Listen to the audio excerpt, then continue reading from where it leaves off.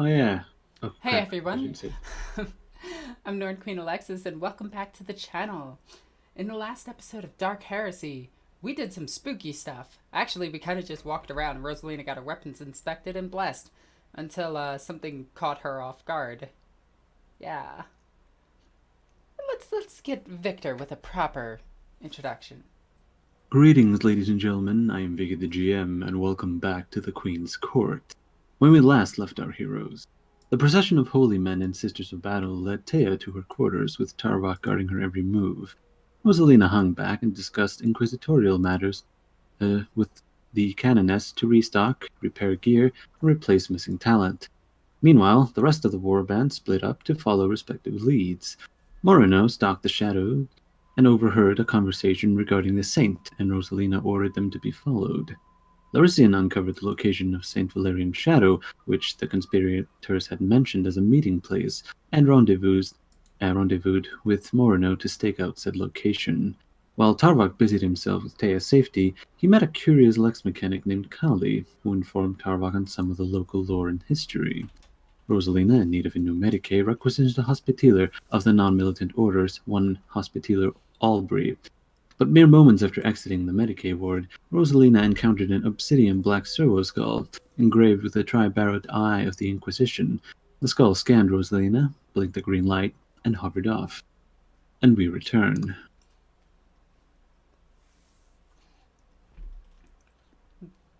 Tarvak, we have a problem. Hmm. What do you mean? As he's kind of typing on, looking through his data. Rosalina's gonna walk very quietly. Well, not very quietly. She's gonna walk ahead of Aubrey and make sure that Aubrey can't overhear her. If she wants to roll awareness, she can. I don't even know if Aubrey has awareness. Let's check. Do. She does not. Let's just roll it. Okay. She almost made it.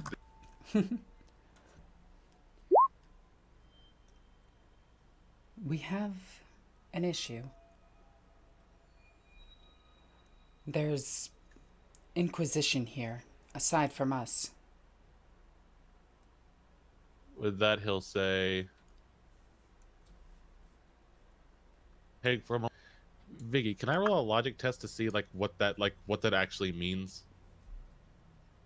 And not Um, like from a like because in Tarvok's mind, he wouldn't see that as an issue like on base level. yeah, if he doesn't see it as an issue, then there's really nothing Oh to. wait, and then I guess with that he'll say, "Oh wait, we have an Eldar with us." Oh, and once Tarvok kind of comes to that realization, get back on the horn and say, "Where's Morano at?" Morno is currently with Larisian. Where is he? I mean, he can answer. We're on comms. I'm going to say that Morino and Larisian currently are not hearing this. Ooh. They are either too far away, or there's too much rockcrete and plasteel in between.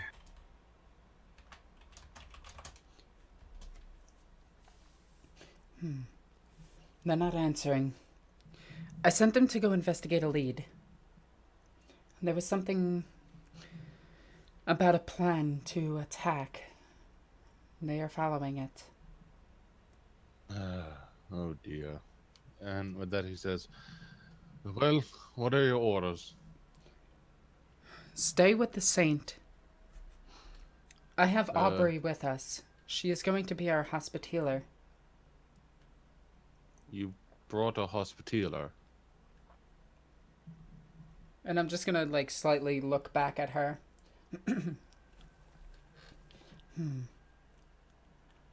She's non-militant. She won't attack. Very well. Does she have our comm channels? Not yet. Hmm. I'll have to get that set up. And with that, he'll say, The procession is still taking place. Could be days, could be weeks. I'm unsure. I currently have eyes on the saint via my infiltrators, but other than that, I Tarvok, cannot stop really speaking for a second. interfere. Check the microbead. Check if it's been infiltrated in any way, shape, or form. All right, I'm guessing a tech use test to check for comm leeches. Yes. The combi tool does not help here, but you made it either way. So, checking to see if there's anyone leeching your frequency, you find that no, as far as you can tell, there is none. And it's a quick measure. You can roll for me a security test in order to encrypt the channel. Ooh, I'm gonna re-roll that one. Ooh, corn demands. There you go. All right. Now someone has to beat 1, 2, 3, 4, 5. 5 degrees of success. That's decent. Oh wait, no, not 5, 4. Because it's 3 degrees and then +1 for unnatural intelligence. Indeed. Indeed. So, Tarbuck replies back, saying that the channel is secure. The channel is secure, Rosalina. I double checked it. Very well. Okay. I know not of where the Inquisition might be. I don't know what type of Inquisition we might be dealing with. I suggest that we stay low, we do our investigations, and we get off this rock as quickly as possible. In that case, what evidence do you have of the Inquisition? Was it a rumor or? I'm gonna send the Picto from my servo skull.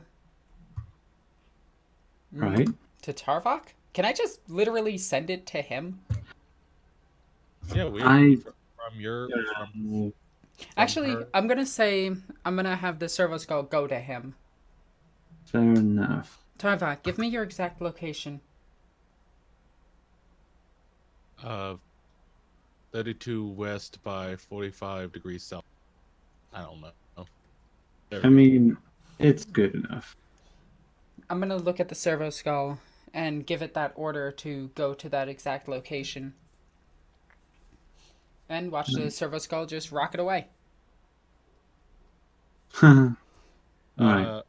Victor, quick rodent check on cameras 1 and 2. Yes. You check. As you check the first one. Hold on, I'm typing something. Here we go. As you check the first one, you can see that there's currently. You can see that proceedings have finally begun, and actually, yes, and Taya has started to give testimony. All right, and the other one that I sent on kind of an auto scouting mission. That thing is overlooking a boulevard, and you can see that there appears to be a throng of people. No. And there seems to be a crowd of people moving about, trying to get into the Mausoleum of Remembrance.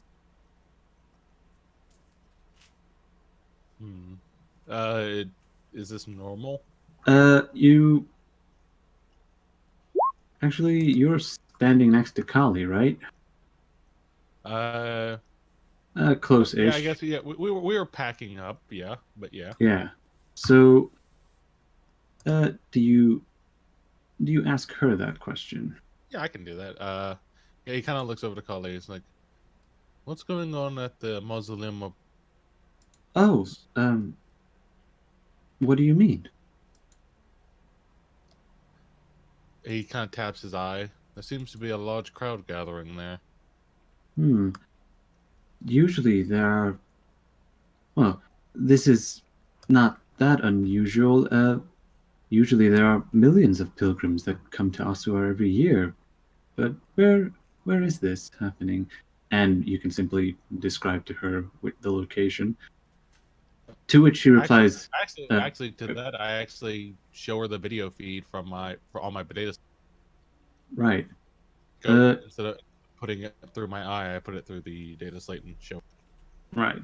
So, as she studies the data slate, she says, "Oh, that's unusual. The the south end gate usually doesn't have that much traffic, and they're traveling in the wrong direction.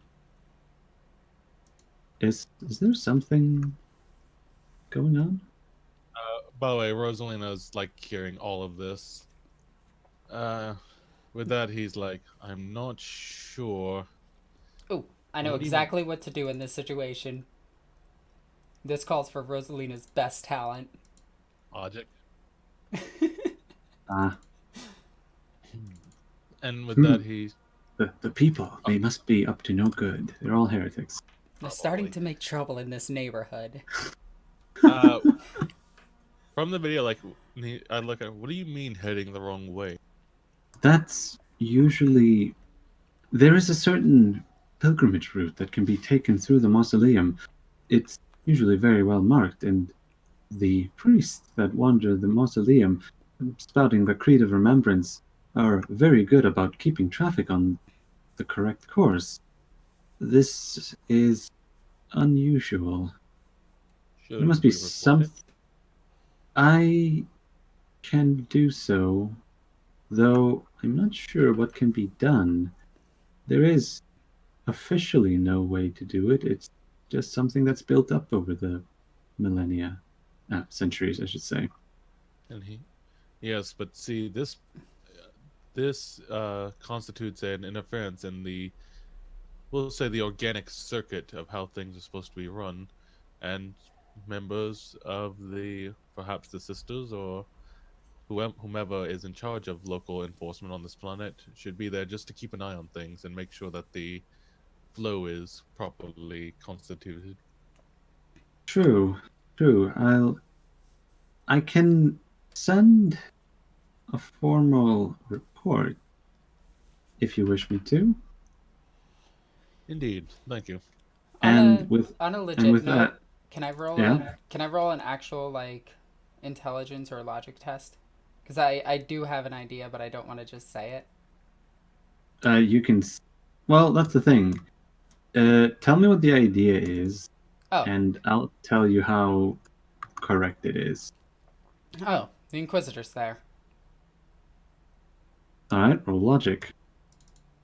My reasoning for it is that it goes against the order, and the sisters haven't stopped it yet, thus meaning it has ultimate authority.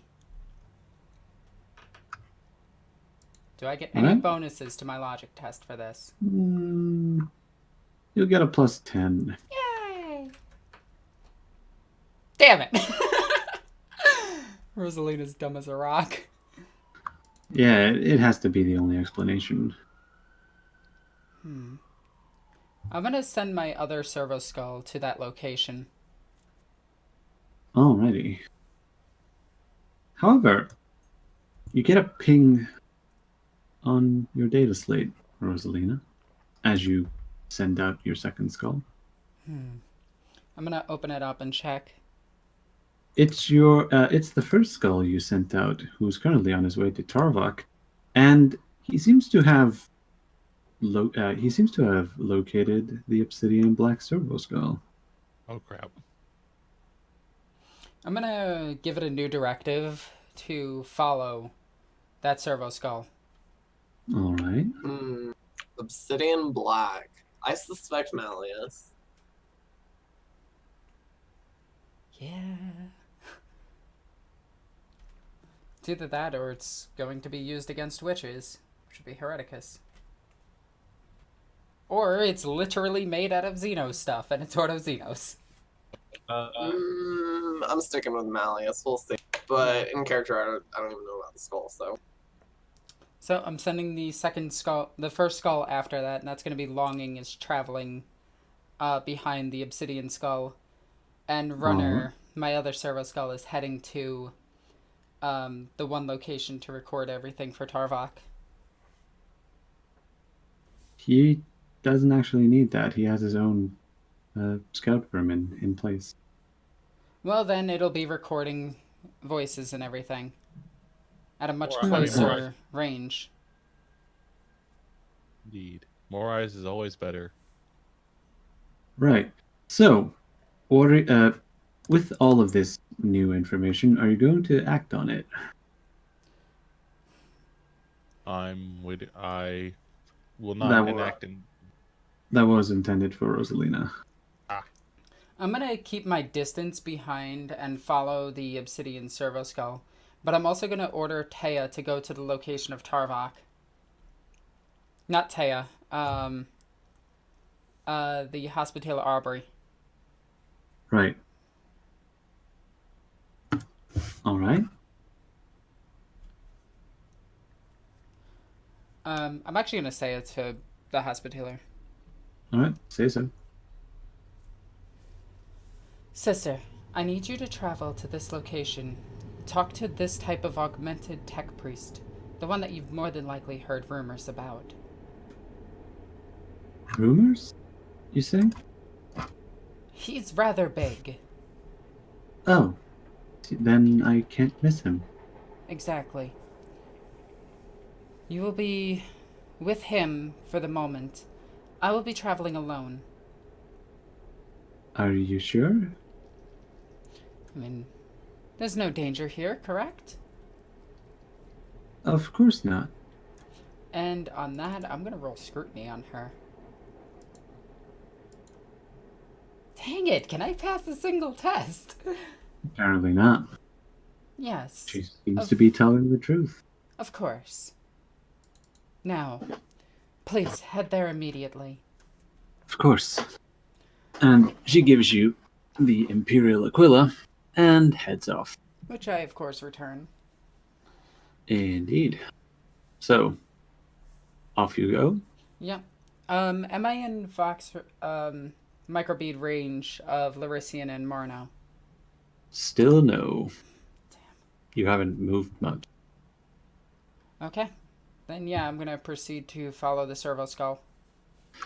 Indeed. Victor, Yes. can I try to get a hold of them using my Vox caster, which is more powerful than my microbead? Now that is much different. You can attempt so. What kind of test are we looking at? No test. Just try it. All right, he'll. Actually, can I roll a tech use test to try to enhance the signal just beforehand? Now that's totally different. Tech use -10. So even because I think the combi tool would help in this. I would not say so. You're not actually exactly repairing anything. Well, I rolled an 8, so. Yeah, well, man, Tarvok is just nailing tests.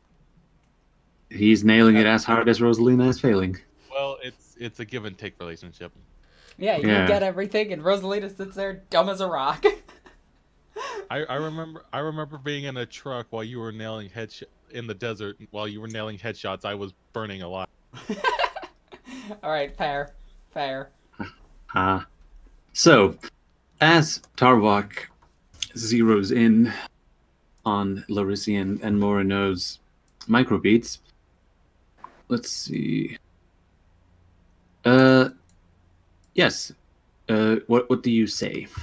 I said, Larician, Morna, this is Tarvok. Can you hear me? Can you hear me?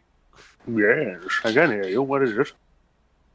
Oh God, yeah, Good. he's still an old Oh my man. You are Tarvok is somewhat taken aback by this strange voice that returns to him, and he triple checks in a picosecond that the frequency and the channel is correct before he realizes that this is Larician. Oh, actually, I had something better planned. He said, "Whoever this is, I swear, if you have killed the man, or stolen this piece of gear from him, return it to him immediately, or face fatal punishment. Tava. It's me. It was Vox. I apologize. My stutter is getting really bad right now when I'm doing this. Javak is me. It's Lauritian. It's a Vox modulator. So, what is it called? Vox manipulator? I think it's a Vox modulator. Yeah. I'll modulate your Vox. I just did. He is modulating his Vox. I am the Vox. We're all Voxes Vox now. A little Vox Populi going on. Yep. But anyway, with that certain test, he'll be like, okay, fair enough. Yeah, it's Larisian. Yeah, so what's going on? Where are you? What are you doing? Give me a status report now. We are in a room in... crap, what is this place called? The Ossuar under-crypts. We're in a room in the Ossuar under-crypt. I believe this is where we will encounter the rapscallions who are plotting deviously in the jar. By the sons of Mars. Yes. Okay, do you... Be careful, give me... And he's just rubbing his head at this, How many arms? Yes. Actually, roll a 1d5 for me. There we go. 2 arms. And with this, he says, just make sure that we get status reports. It seems that there's other Inquisition on the planet, and he's saying this like through his filter so that no one else can hear him. And he said, so for reference night, when Kali said she would put in a report, she actually walked off. Yes, just making sure that was clear. Oh, in that case, I still keep it like on the DL. Yeah. And he says, there's other Inquisition on the planet. We don't know what order, we don't know what they're here for, we don't know what they want. But what we do know is that Mono could pose a flight risk if she is discovered. Understood. I'll make sure that this... He's just gonna kind of look up to the rafters where Mono is. Really strange bird doesn't get covered. I see you enjoying the Twitch mask I made for you. I very much am, and I very much appreciate it. And I said, this is way too much fun. And I said, you know, with my complex Vox array, and your penchant for voices, I feel like we could get into some trouble with this. Oh, perhaps we could. Oh, we could, who knows, one day we could retire to the Solim and start our own Vox, what is it, Vox champ? I'm sure we'd get all the hip kiddos listening in, you know? I terminate the communications. Larisian hears static in his ear where once there was Tarvok. And at this point, Tarvok, instead of going for the recap, pulls out his flask. It doesn't do anything anymore, but you know, his actually, do you have what's it called? What's the healing augment? The auto sanguine? Yeah, do you have that? I own one. It's on the ship. Right. In that case, your bionic filtration systems are working overtime. I just take a little nip of gin. No tonic? Look, do you know how much Throne Guilt tonic water costs? No. Do you know how much Throne Guilt Tarvok makes? A lot. Really. Turns out, anyway. 60-something influence buys you a lot of tonic. Fair enough, but with that, was I able to like filter that conversation to Rosalina so that way she's just kept informed? You can send her a quick. You can send her the quote unquote transcript as it gets read to her in a machine voice. Indeed. And at this point, I'm going to also send out another ping just to see if I'm being watched by anyone. Roll awareness. Any bonuses for being a being, as you said, their natural like technomusk? For that thing, you'll get a +10, but if you fail, if you barely make it with just the +10, then yeah, we'll see. Damn. Ooh, do I want to No. reroll that? I think I want to reroll that. How many fate points do you have left? 2. I might want to hold on to those. That's fair enough. Now I'm gonna now I'm gonna use my eyeballs. See if they're any better. They're way better.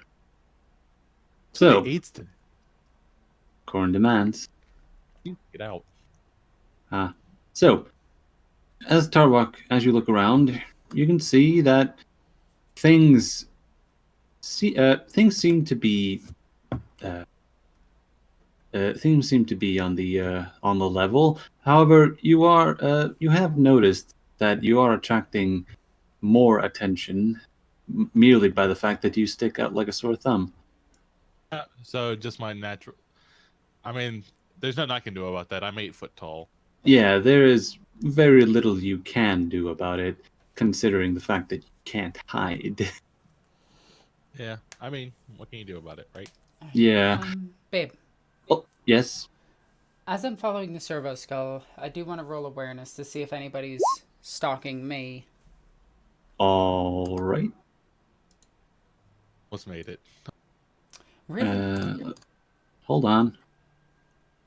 This isn't a post test because even though there's no one, even though there might be no one stalking you, still doesn't mean I won't roll. Let's see. And where is it? Here it is. Roll.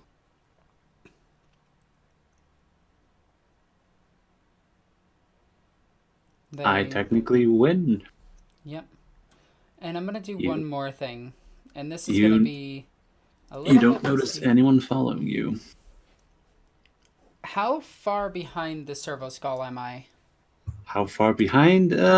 You're. Let's put it like this: you're using your data slate to navigate. Okay. So. As in, you can't see the skull at all, and it's pretty far away now. Alright, so I'm not going to run yet, but I am full moving. I want to... Am I getting close to the big hall place where they're all gathering? No. That is... it is close-ish, but it is a few halls down where you're going. Okay, well, I'm going to let out Sinisians. This is dangerous. So, as you let out your psychic sense, you feel the background psychic the background psychic radiation, I don't have a better word for it, of normal humanity. It's a constant buzz of surface thoughts and psychological problems as people move about and worry about their day. However, in the direction where you're heading, you can feel cold, almost freezing. And I'm going to look down towards the data slate and look up to where I was feeling that pressure from. Things don't bode well. And I'm going to keep pursuing it. But this time I'm going to start going with a little bit of haste. Indeed. So, as you move on through the halls of the Mausoleum of Remembrance, and let me just move you. Oh, and once again, I'm gonna try to let out a ping from Moreno. I'll respond.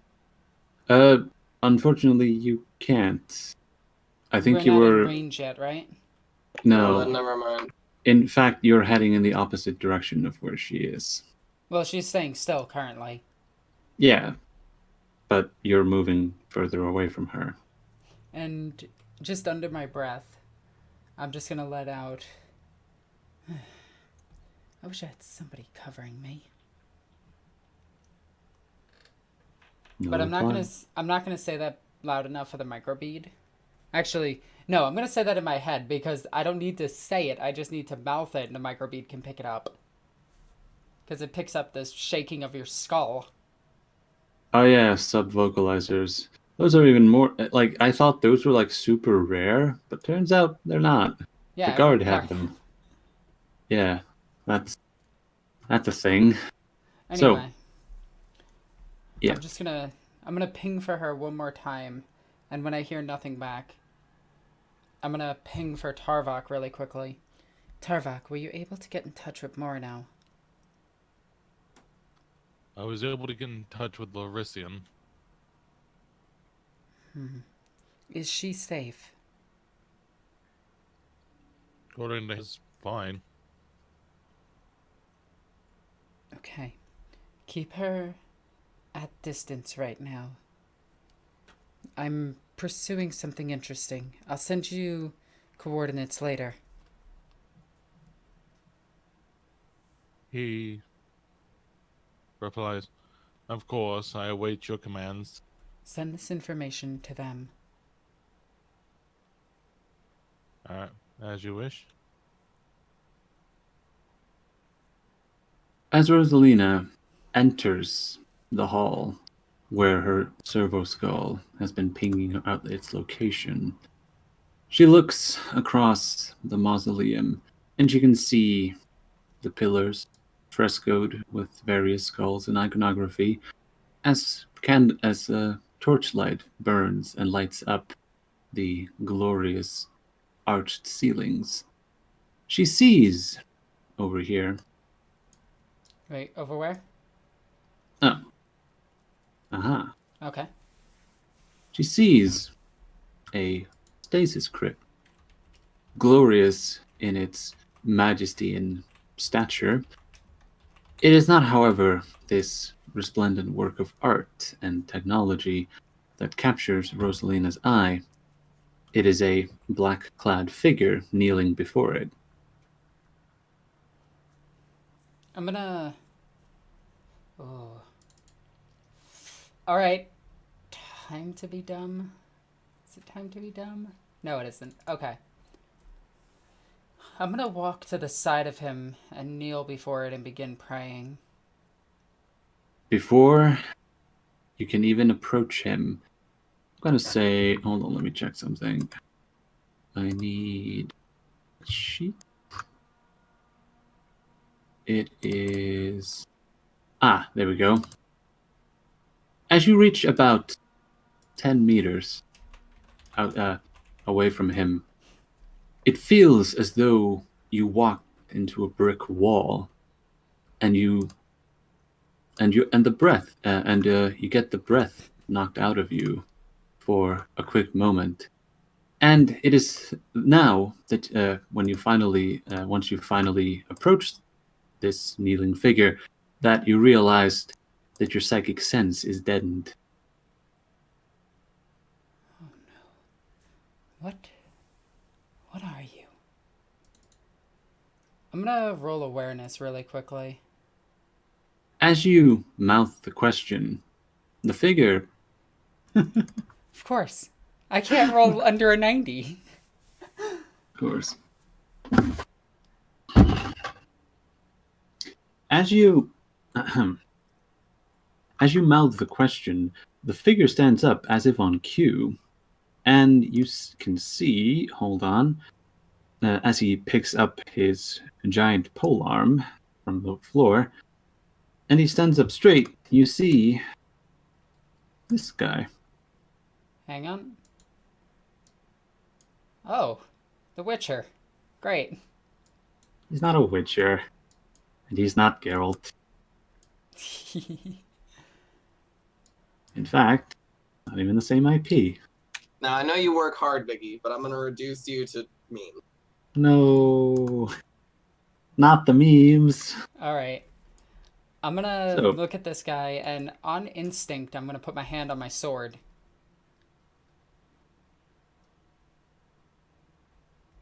You see this giant of a man, clad in his black armor, as he looks at you with one stern eye, before cracking a smile, as you finally are able to tear your eyes off of him, you see the obsidian black servo skull hovering next to him.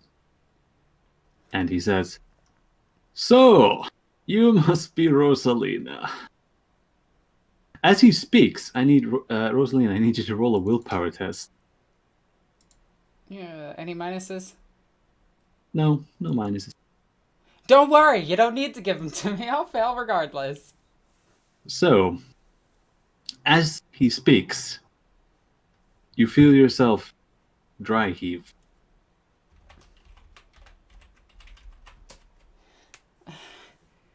And who are you? What are you? Ah, of course. He looks at you and he seems to notice. Actually, where does Rosalina have her Scholastica Psychana tattoos? Oh, she has it on the back of her neck. Right. Like covered I'm in gonna her hair next to a scar. Yeah, I'm gonna say that when you dry heave, you look away and you see the giant of a man leaning to one side as he spots your Psychana tattoo, and he says, "Oh, please, forgive me. Hold on, I need to ask one quick question.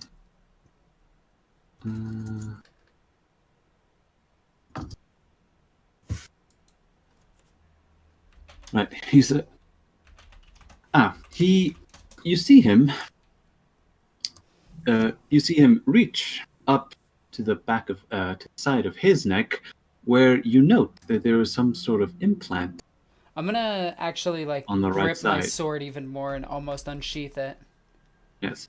As he, you hear an audible click as you feel the untouchable aura recede away from him. The second it does, I'm gonna take a deep breath and actually like almost lean over like I'm falling over and then catch myself.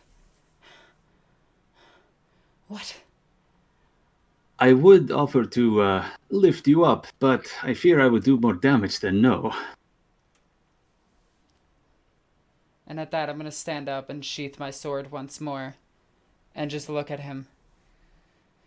So, Inquisitor? I take it? He looks around and says, "Please, be quiet." You see, the man makes over-exaggerated gestures, as if his height is amplifying his mood and movements.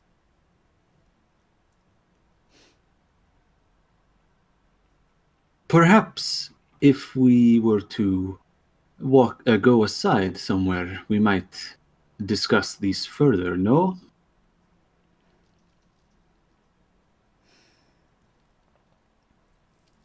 I'm gonna quickly go on my micro bead really quick. Like, quickly. You know, I'm just gonna say quick one more time because fast. Anyway. Get it fast.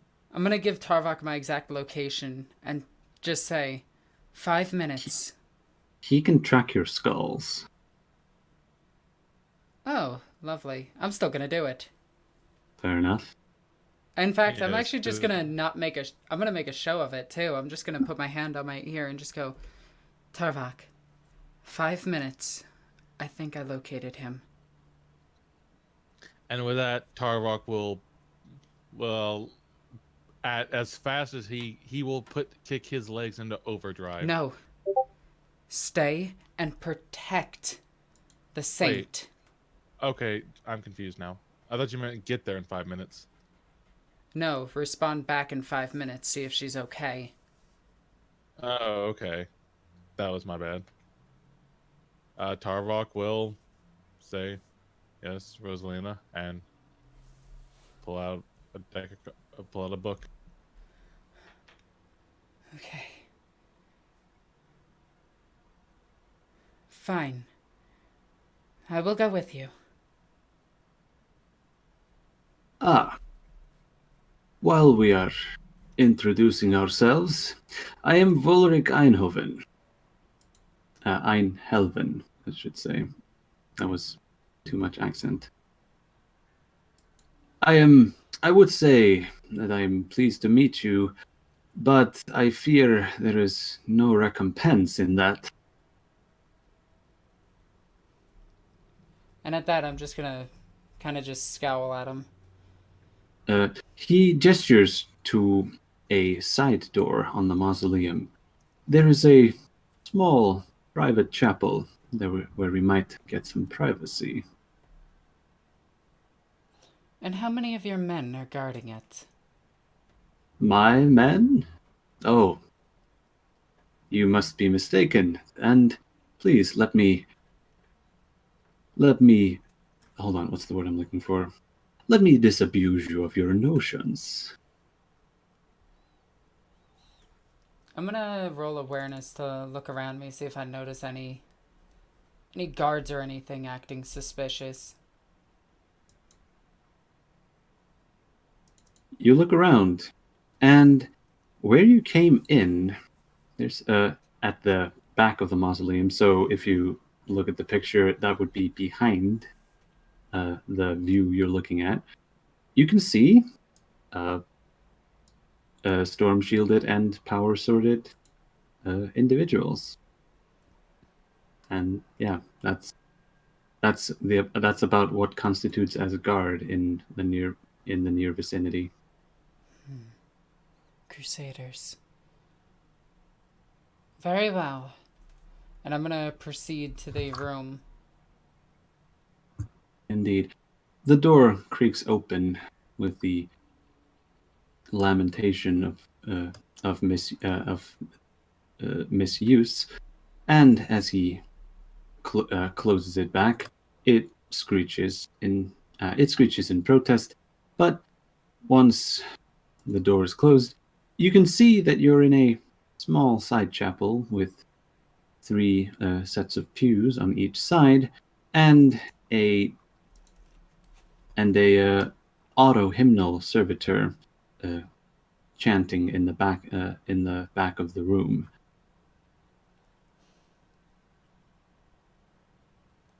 And So, as I get in, I'm gonna take a far seat from him. Because, being around him is making me sick. yes, he does not sit down, but he tries to stand as far away from you as he can, seeing how he recognizes your discomfort. Now, since we are more private, I wouldn't mind if we agreed on turning off our servo skull. And I'm gonna look at Longing. Very well. And I'm gonna hit some buttons and he's gonna go, well, essentially just levitate to the ground and then shut down. And you do the same, Al, and you see the obsidian black servo skull. Affirmativo, and he hovers down onto one of the pews. And your data slate. Hold on, I'm actually going to check if this guy has one, and he doesn't. Oh, I have none. Microbead. I'm seriously going through this guy's. He swivels his head from side to side, showing you that his ears are empty. Rosalina will take the one out. And I'm gonna roll stealth really quickly.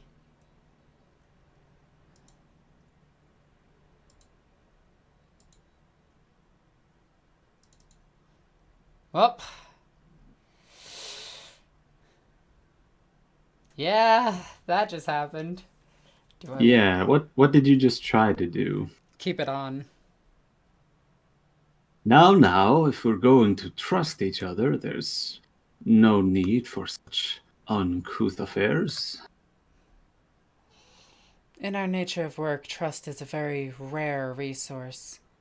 That is true indeed, but that doesn't mean we shouldn't stop trying. At that, you, I'm gonna I shut need it to, off real quick. I need you to roll another willpower test as you hear his, uh, in your ears, his laughter sounds closer to a bolt gun on full auto. Yes, of course. Now, you assumed I was Inquisition, and you have assumed correct. However, I'm not nearly as high-ranking as you think I am. Then who are you? And who is your master? Well, for the sake of parity, I will first list yours. You are Interrogator Rosalina of Lord Severus Hunt. I am... do you interrupt him? Yes, I'm just gonna be like, how do you know that? Well, the Inquisition's business is to know secrets, and there are very few Inquisitors in this. And once she realizes that, she's just gonna be like, right? Now, I am Interrogator Volric Einhelven of Inquisitor Stefan Sensky of the Ordo Malleus. I believe Mope just won a bet. Yeah, she did. Wow. What is Malleus doing here? Well, it is... At this, you see an exaggerated embarrassment coming from him as he rubs the back of his shock white hair. It is a long story, and I'd rather not go into it here. Let's just say that I'm looking for an excuse to get off this world. If you're looking for us to give you a ride, that can be arranged. But That he interrupts himself. but we have business here. Oh, you do. Not to intrude, but would you care to share sources? Perhaps we might be able to assist one another. I'm sure you've heard about the saint. I have heard murmurs, but you must forgive me when Ossuar is positively crammed full of saints. I was paying my respects to one just now. When people speak of saints, it is hard to tell if they are living or dead. I can tell you this one is very much alive. I see. So, and a discernment of spirits must be underway, no? That is exactly why we're here. I see. So, not rooting into deep heresy, merely playing escort to important dignitaries. I can see that. I always suspect heresy. Do you now? Any prime suspects you have found? And at that, Rosalina's just going to be silent. You think someone's after the saint? And I'm just going to look at him and just look away. There's always somebody after a saint. Well, by their very definition, yes, but active plots is what I'm speaking of. Perhaps. Perhaps I may be of assistance. I can't trust you. What could I do to earn a shred of your trust? Though I can imagine that my very nature makes me very untrustworthy to you. You would assume correct.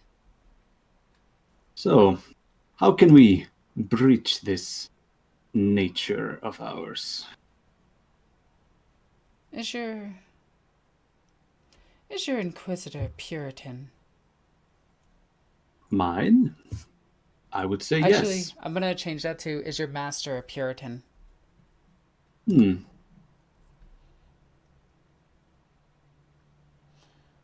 you know the fine line that we walk in order to achieve our goals, is that correct? Well, let me put it like this. If someone were to ask me, I would tell them that my master is Puritan, though there are others who would disagree with me. And what do you know of the great enemy? The great enemy? Only that I am anathema to him. Him? Singular? The great enemy. And at that, I'm gonna give a slight smirk. My nature that so offends you is the exact same thing that keeps the great enemy outside the doors of the Imperium. I'm trying to... I should probably rejigger his accent. It's slipping a bit. It's fine. If nothing else, go full Icelandic with it. I'm not doing that. Why? It's funny. Anyway. Let's totally slay some demons. I'm gonna look at him once more.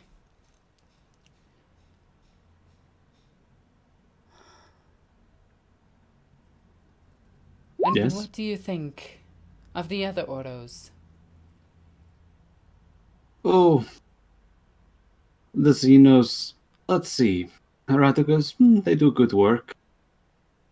And Xenos, there are bigger seafaring creatures to fry.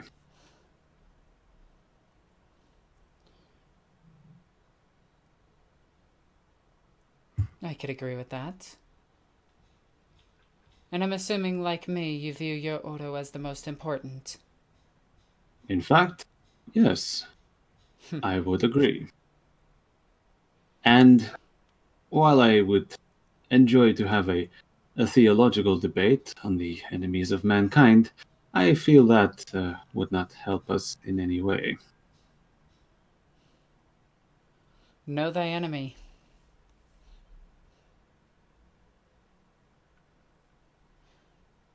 Indeed. So, you are hereticus, no? Why is the enemy within the most dangerous? Because they bring the enemy that you need to fight. If we can prevent them first, then your Ordo is not needed, except for cleanup. You see him scratching his trimmed beard as he's let's see. Hold on. John, I read that in your voice, by the way. Like your Vornhagen voice.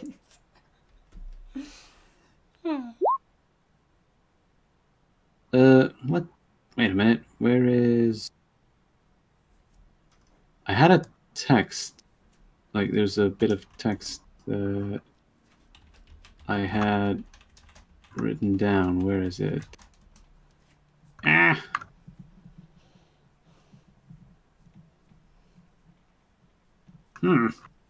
This is annoying to me. I could have sworn I had this thing somewhere around here. Okay, well, you can't find it. So it's not important. I can't find it. So you're gonna have to wing it. Yes. Yes, but in those... I could flip that on its head just as well, if there were no demons to tempt said individuals, they would be in no danger of being corrupted.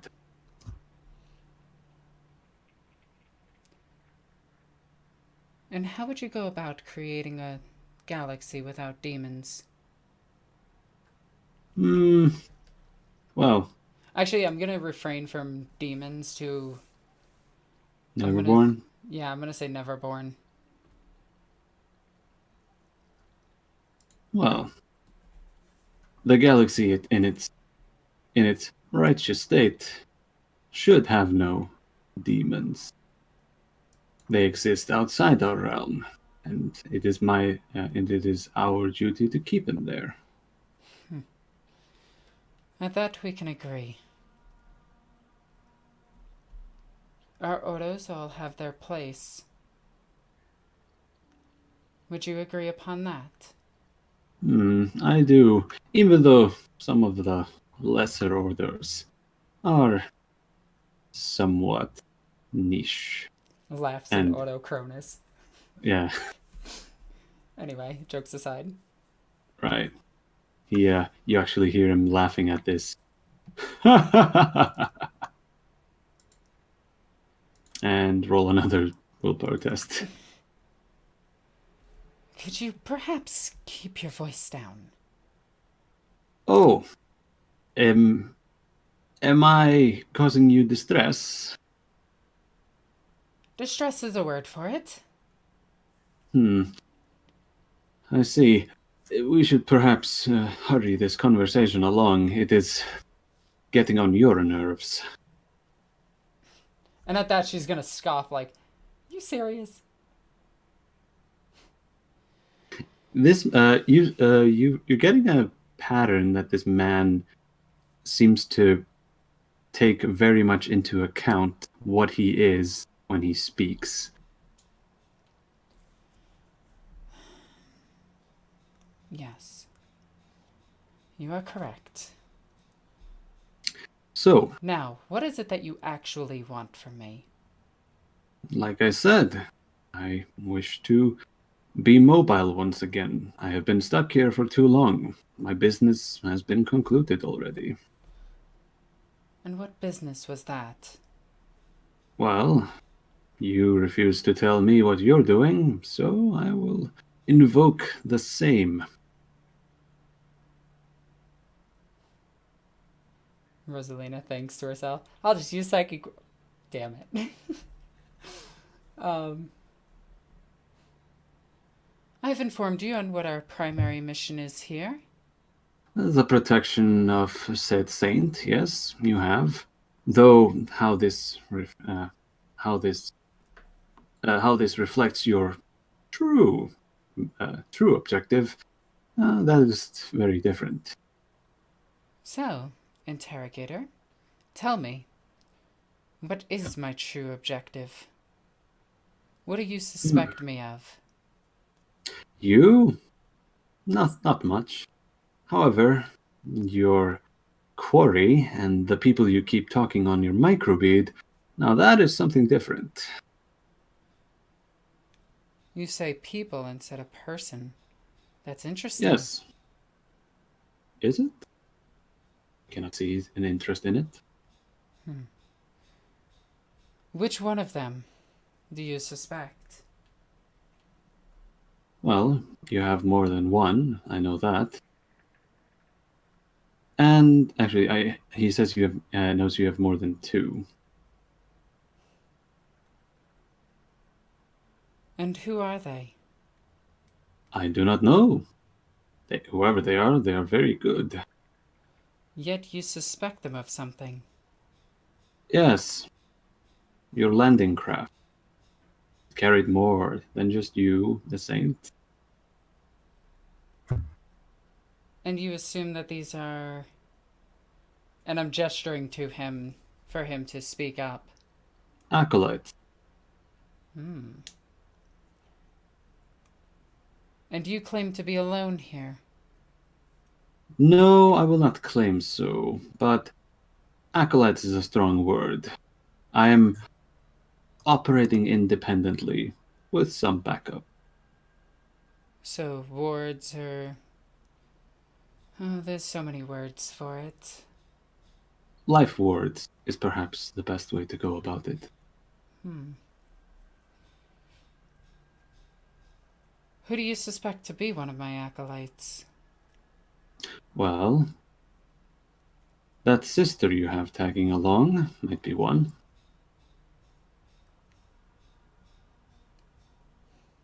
As you said, life wards.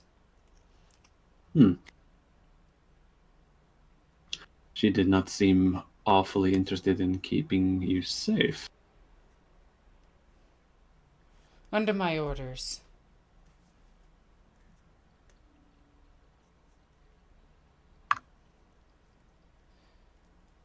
Who else do you suspect?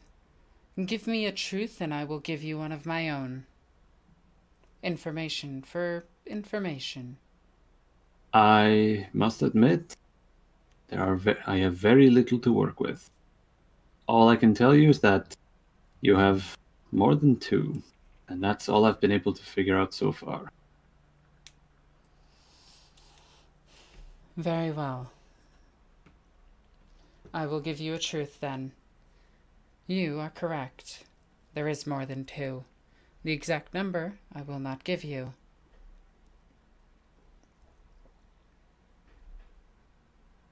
That is a... That is a slimy truth, if I must say so myself. In our line of work, that's what we work with. Hmm. And I'm All going to you give have him done, I'm going to give all him you a have done cocky is- smile. all you have done is confirm my hypothesis. This is a, like I said, slimy truth. Then maybe you If- should tell me your other hypotheses, and I can confirm them. Who said I had any? A poor acolyte, then. He looks about and then puts his hand, points at himself. In question. He is wondering if that was aimed at him. It was. I already told you, I am no mere acolyte. In fact, we are peers.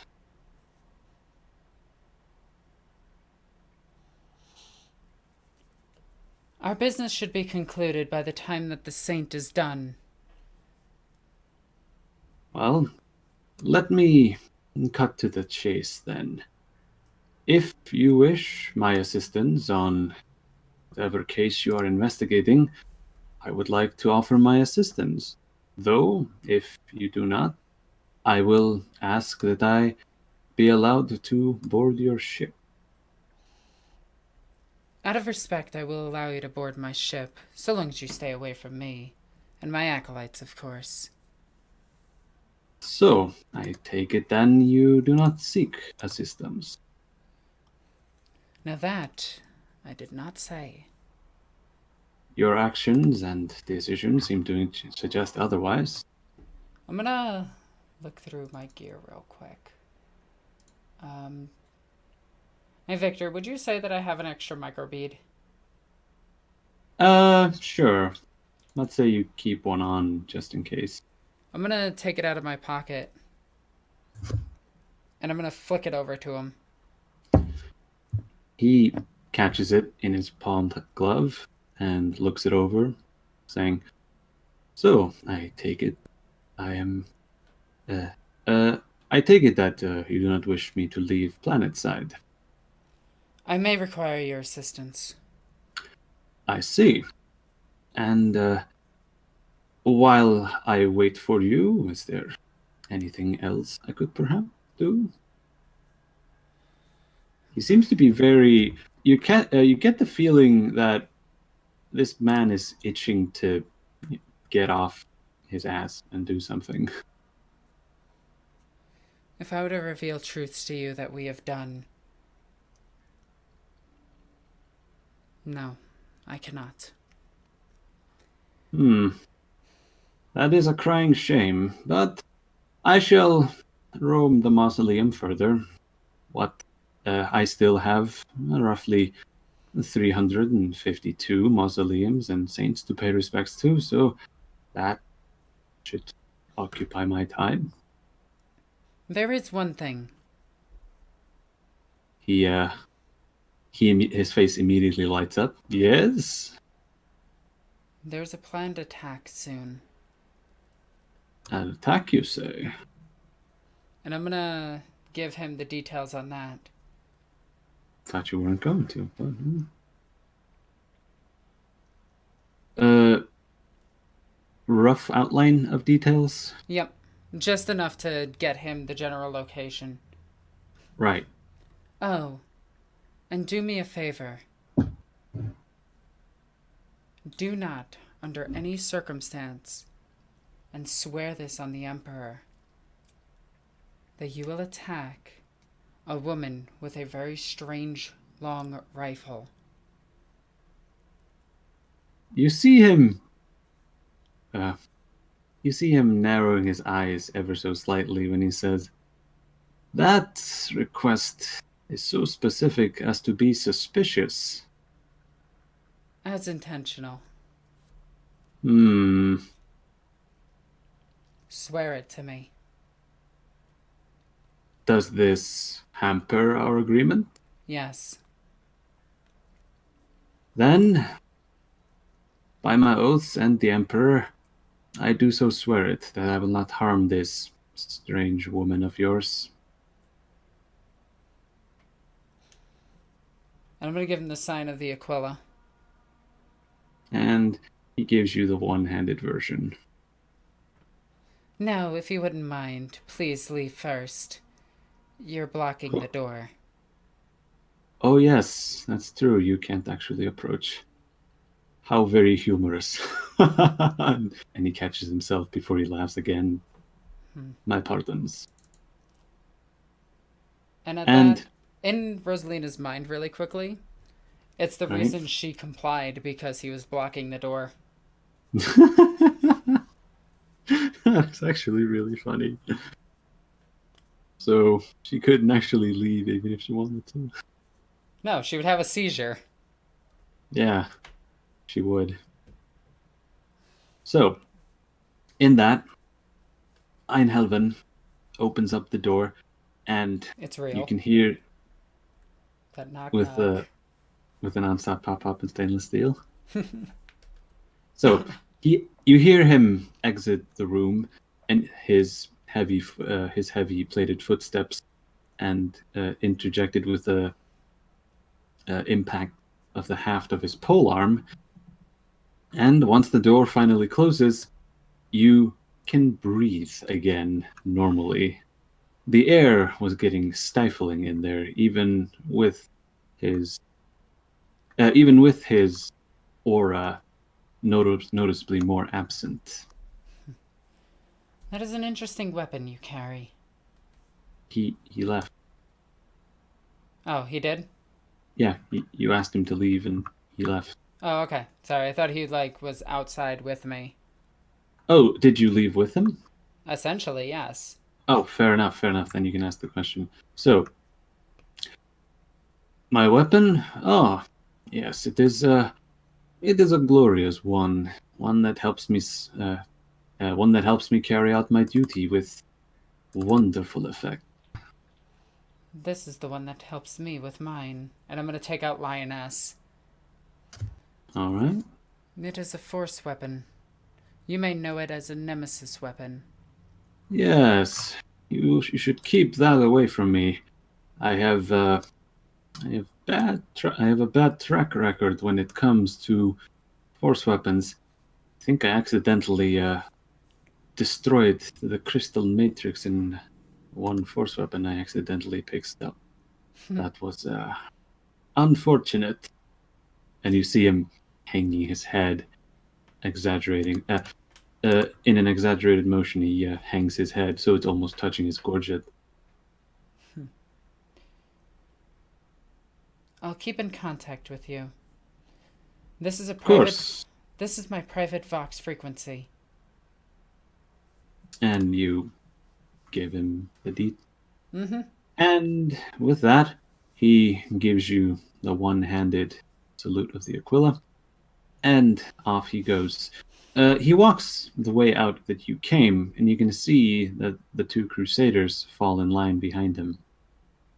And gone. So they were his. That's interesting. Now, Tarvok. and when he's gone, real quick, before you talk to Tarvok, I need you to roll a Sinisians with a -20. Oof, this is gonna be hard. Yay! Of course you make it. You feel as he leaves, you can feel the psychic background of the room reestablish itself, as though breathing clean air for the first time in a long time. But you feel the hairs on your neck stand up. What is that? You are unable to pinpoint your source of dread. Something seems to be tripping your Sinisians.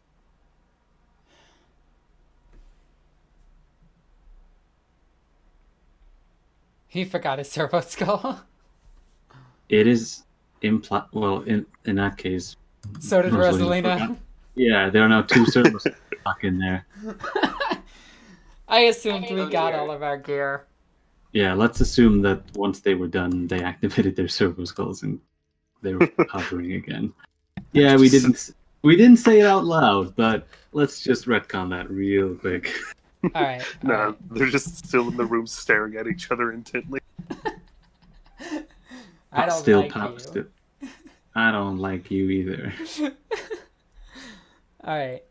So All right, I'm gonna go over and open my comm links to Tarvok and essentially just cast Inform.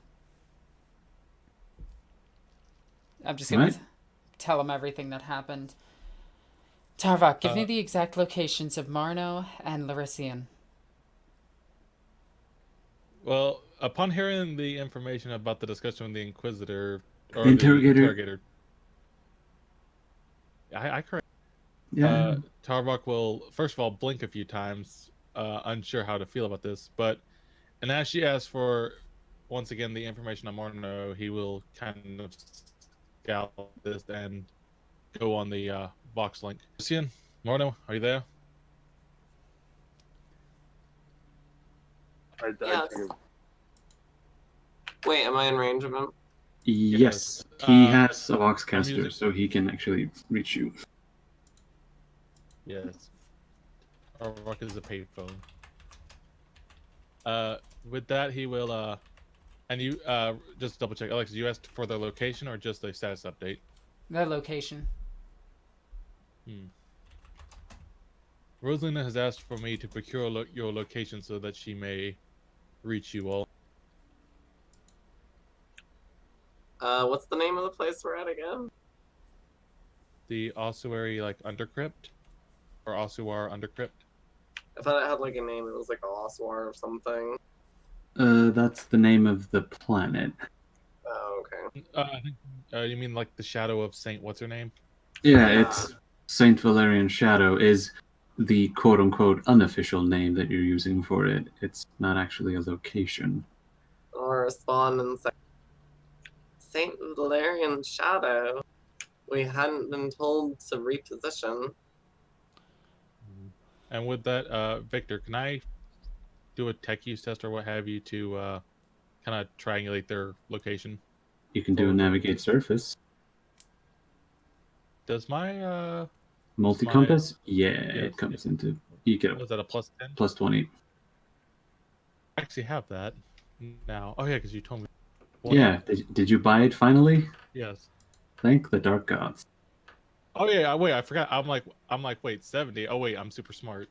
Yeah. So after taking out my multi-compass and connecting it, hot wiring it to my box relay, I calculate and triangulate their exact pinpoint location. To which, Rosalina, your data slate kind of lights up with the coordinates, and including a kind of detailed, almost GPS style, how to get there as quickly as possible. Thank you, Tarvok. Aubrey will be Indeed. with you shortly. Indeed. Speaking of which, Tarvok, as you finish your triangulation, you see a not tiny, but a small You're- sister of They're all battle. tiny to me. True. You see a small sister of battle. She stands noticeably smaller than the rest of the warband. She's 5'7". Yeah, That's still small. Yeah. yeah. Like I mean, in power armor, right? Like 5'7" in power In armor. power armor, she's 5'9". She's the same height as Rosalina. Fair enough. All right. Not that small. So, you see her approaching you, and she looks up at you and says, "You must be the one Rosalina was talking about." Just gonna give her a quick once over. Does just kind of give me a physical description of her? I think Here. we had one. Hold on. Here It you go. I'll is- just post it in Queen's Court chat. Well, other people listening might want to know. I have it up on So, screen. yeah, listening. Remember. Fair. So she has. She is 5'7" with a toned figure, although it is hidden in concealed beneath her sororitas power armor, and her hair is white. Are we going by the picture that you wanted to use for her? Yep. So she has two scars, one running along the bridge of her nose, and another across her eye. Is her eye as white as it looks in the picture? Actually, it should be purple. Purple? Yeah. Eye color? That's actually a human eye color. Like, that's not an augmented eye color. I know that. Like, she's probably from around the Cadian system. So, or at least related to it. So, yeah, that's about it. White hair, bit curly on the end, cut short. And with that, he'll kind of loom over her and say, and hold out one of his arms to offer to her. What time of day is it? So I know which greeting to use. It is after. It is actually getting into early evening, and the sun is about to set. Indeed. And he will reach out a hand and say, "Good evening. I am Boltaveris Tarvok." I'm Hospitaller Albury Brave Crossing. Pleasure to meet you. Pleasure it is. Were you given a proper communication device, Dia? Did you, Alexis? I think you did. Yes. I travel around with like 5 microbeats. Did you actually give her the channel? I gave her the open channel. Right. Yes. And she nods at this. Well, and with this, he'll kind of go into a more resting state and say, "We are currently waiting on the the ordination. No, what's the word? The discernment of spirits. Yes. Also canonization work. We're waiting on the canonization of the saint that we brought. We're just kind of on guard duty." And he says, and he looks at her. "Combat training?" As he kind of looks at her, is he still like inspecting her? Just the basics, but I am a non-competent, even though I've trained slightly. I understand that. I wasn't a combatant either. I was a translator, and he look as he's kind of like just kind of moving his head back and forth. Cause I'm sorry, I'm actually doing it in real life. He's as he's kind of looking at her back and forth. He'll say, "So do you have any armaments or anything to protect yourself in case of trouble?" She holds up her Narthesium and revs the tiny chainsaw on it. Chain Scalpel, I think, is the name of it. Adorable.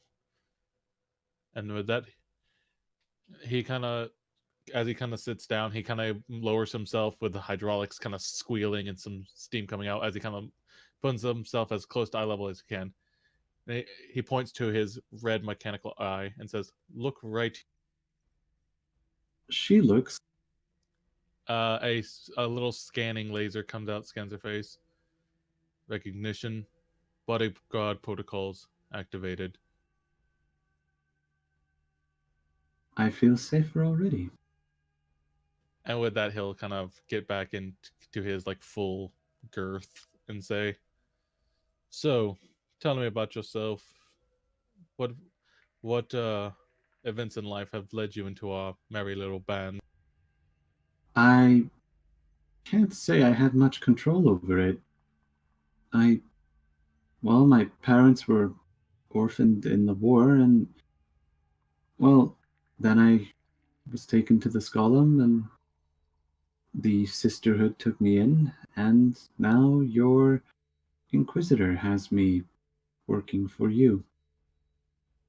And with that, he'll say, "Just go easy on the I would, if you would." Oh, of course, and she covers her mouth with both hands. Well, as our new medical, I will inform you that I, although not as trained as our previous medic, Thalia Polonia, Dr. Thalia Polonia, or yourself, I will be assisting you in most matters of medical procedure. Of course. Quick question.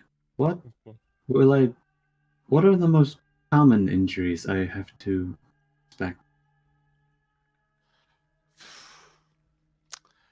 At this point, Tarvark will plot his data slate, and nothing with with demons or anything like mega heretical, but he will show many of the injuries that have been sustained by the party through the videos he's recorded. It's mostly leg damage. Mostly leg damage, and he said, Babe, your fan is being picked up. but with that, he will say, for some reason, I don't know if it's just bad coincidence or good aiming, we seem to suffer a lot of damage to these, as well as multiple firearms. Mostly firearms damage, las damage, explosives. Some I've been set on fire a couple times. You see her blinking a bit as she reads the comprehensive list of injuries that the Warband has sustained. She notices that there are people on that list that she's, one, never even heard of, and two, seem to date back almost a year. Indeed. In fact, he's like kind of points to one of his arms. It's like, this arm has been blown off. Oh, let's see. Oh, a myriad of things. But I'm sure you'll get used to it. But as a non-combatant, I will have to protect you, which means I will ask that you stay by me should a firefight start. Of course, unless someone gets injured, then At I will. that point, you will refer to me, point out the person who needs medical attention, and I will advance forward, and you will advance next to me. I see. And with that, as this conversation is going on, did you have any like pressing questions, Knight, before I move the scene? I did have one thing I wanted to tell her. We may wish to change your attire a bit, make yourself not so blatantly the medical officer. She thinks of this and says, because in combat you'd be the first one I go for. Yes, but that's where you come in, right? Don't ask a sororitas to remove their armor. You will not have a good time. I just did. Challenge accepted.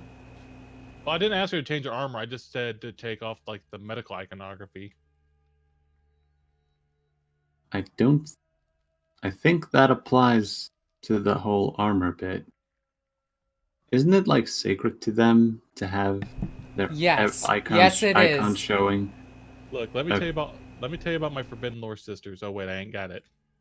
Huh. So, This could have been a good chance to explain it. true. And she explains to you, she says, I would refrain from that. It is imperative that the Emperor sees us and knows us by our icons. Before Tarvok can make a moment to talk about how absurd that is, he looks around on his own form and notices how many skull and cogs he has on his And attire. also his red robe. And Tarvok will nod and say, very well. And with that, he will offer her, let's see, as he goes through his stuff, he will offer her a complete and accurate guide to Ultramar and McCracken. Nice. Read while we wait. And she takes it and starts thumbing through it. So, with that, we whoosh back here. And we return back to Morono and Larician. They have been waiting now for some hours, and darkness has fallen. Larician, what are you doing to pass the time? Pretty much kind of pacing back and forth and occasionally checking his chrono. Morono, what are you doing past the time? Well, probably wouldn't seem like that much time to me. So I'd be looking at the pacing Larcy and thinking, impatient monk. That is fair enough. So, as you wait, and the ticking of Larician's chrono is the only thing that paces the seconds apart, you can see, Larician, you're the first to note that there is lighting coming from the tunnel that you entered this space. Alright, now it's time to flex Larician's greatest strength. One moment. He's dead right where he is. That's a problem. What were you trying to figure out? If you should go up to Morono or not. Nah, he'll be fine. Yeah. Yeah, he can talk his way out of it, don't worry. Yeah, he's got this. Why wouldn't he be able to? You know. So, he'll just kind of look up to where Morono is, kind of squint and cock his head to the side in a bit of a, then are you ready gesture. I'll look back down at you and kind of cock my head to the other side and then nod at you. Okay. And then Larician's just going to start to upplay the I'm a very old man. Right. Hunching down and stuff. Yeah. I'll probably pull out my rifle and start like checking where he's going and to cover. All just right. in case. So, with that, the light in the tunnel grows brighter. Awareness? What for? Babe?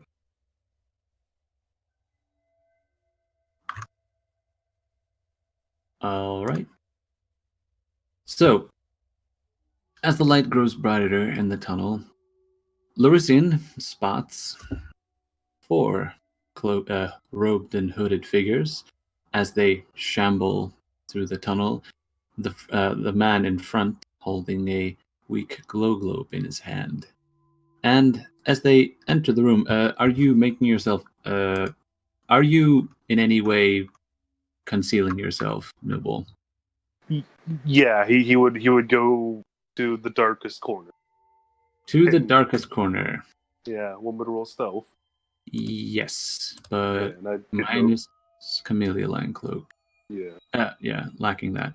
Let me see. I need them. And they are here. Well, their perception is not actually that good.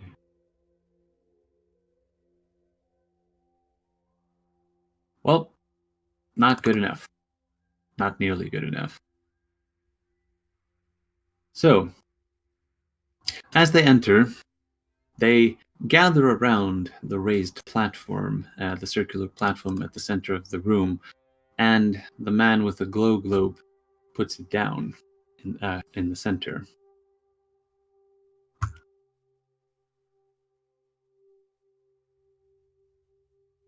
Are we able to hold on one second? Something's happening. Oh, I can see the crowd he's approaching, right? you can see three of them, but Okay. one is obscured by the masonry you're hiding in. Okay.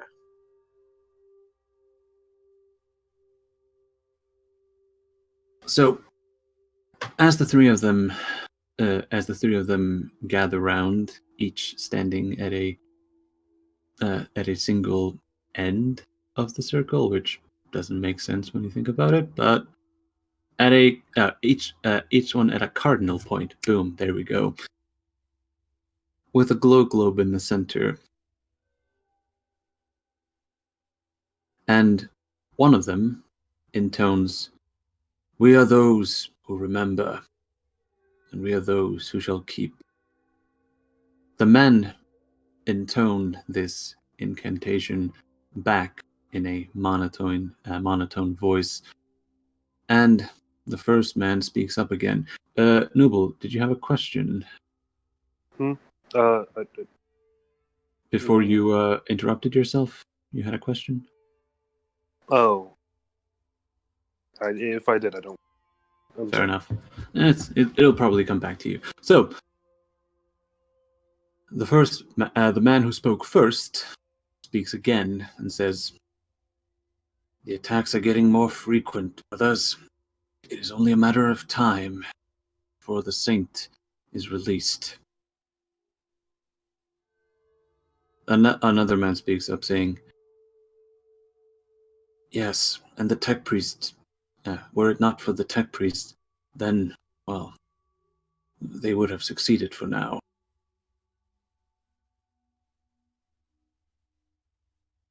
A third man speaks up, says, "When will the next attack be?" The first man speaks again and says, "Worry not, brother. We have eyes everywhere, and we will make sure that this time we will be successful."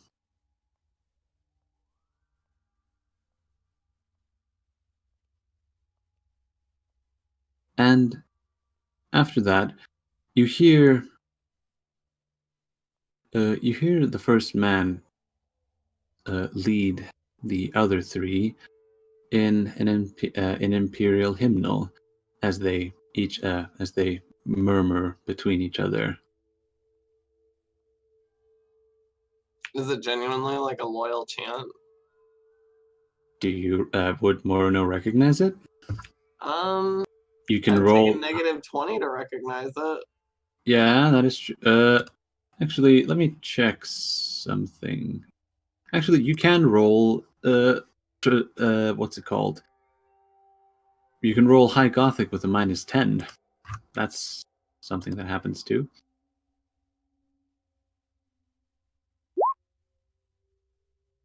Could I also roll? Pens, do you have High Gothic? Yes. Oh, roll it for me then. You don't get a -10. All right. Because you're not an alien. Oversean makes it, and even though he did not technically ask the question in the first place, he does indeed recognize it as an imperial hymnal. This is a bit strange, as as these men seem to be plotting against Saint.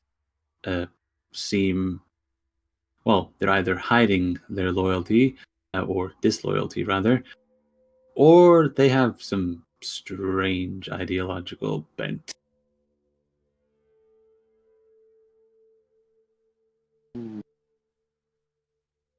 Question. Yes. Yeah. Would I here? I'm gonna. Yeah. Would I know that Morano has her like rifle watching me? Yes, you would. Okay. I'm going to gesture. I'm gonna like gesture towards the glow globe, and I'm going to try to mime convey shoot the glow globe. This is going to be hilarious. It's going to be magnificent. I need to check your.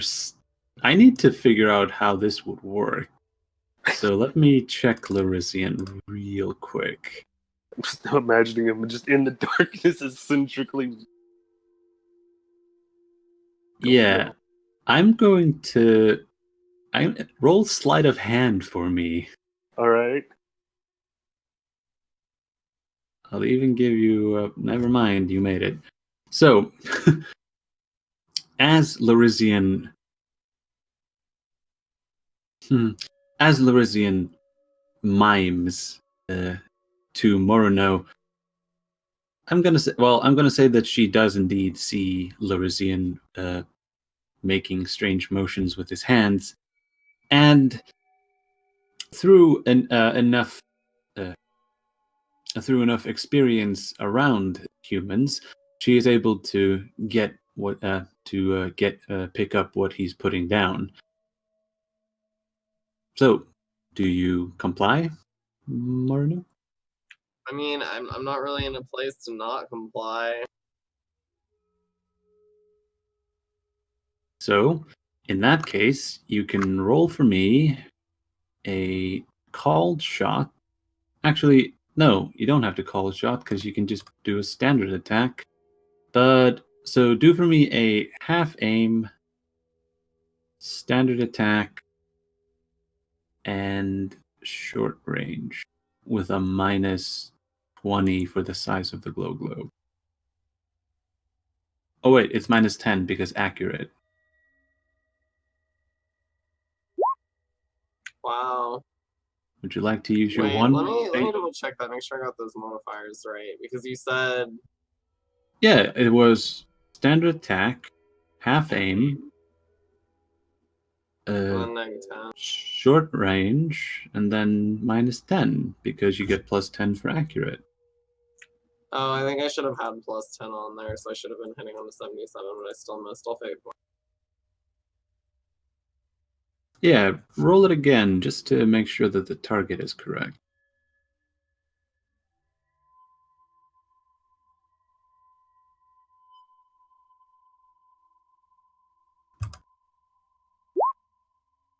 There you go. Well done. As Morano takes aim with her Eldar long rifle, ammo check, she expertly puts the laser projected needle of, I think it's a wraithbone needle? I have no clue, and I don't want to say. I honestly don't know enough about an Eldar long rifles to actually say, but I'm gonna say it's that. It's so essentially it makes a shard, so it makes sense that it would be that. Yeah, because I remember the last time I used someone with an Eldar long rifle, they don't actually produce any sound, so there's that. So, as the shard of Wraithbone flies through the air, the glow globe shatters on the center, the raised platform. I'm going to call it a dais, on the center of the dais. And the four men are visibly startled as they fumble about in the darkness. Noble, you're up. No. Hey, Vicky, quick question. What's the difference between a villain and a super? The supervillain has superpowers. Wrong. Presentation. All right. Really? Oh, okay. Larisian. Yeah. What is the name of the saint that we're in the shadow of? Saint Valerian. Alrighty. Larisian's going to modify his vox modulator to be very loud and very commanding. Alright, let's go. Faithless sons, no, faithless birds. You plot to kill a daughter of Emperor. They're going to roll awareness with a minus because they are going to try and look about. See, awareness minus 10. Oh my god. He's really going mega mind on this. Oh, that's What? Wow, Alright, what do that I is do a against this? You roll stealth with a minus 30 because you're speaking out loud. Alright. I'm re-rolling that. Oh boy. Here we go. Oh,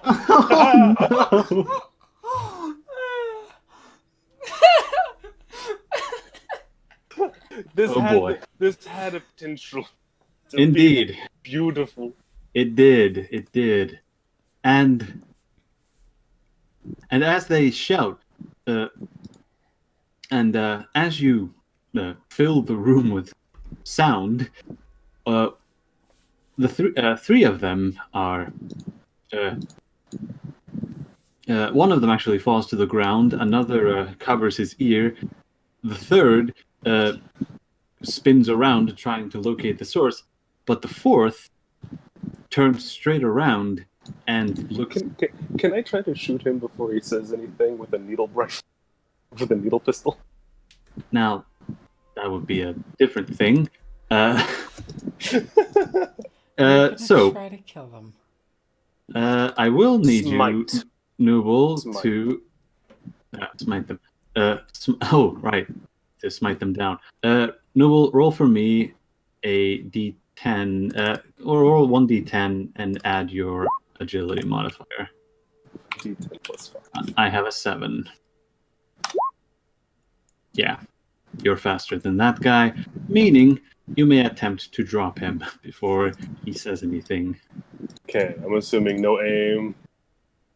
No aim, standard attack, short range.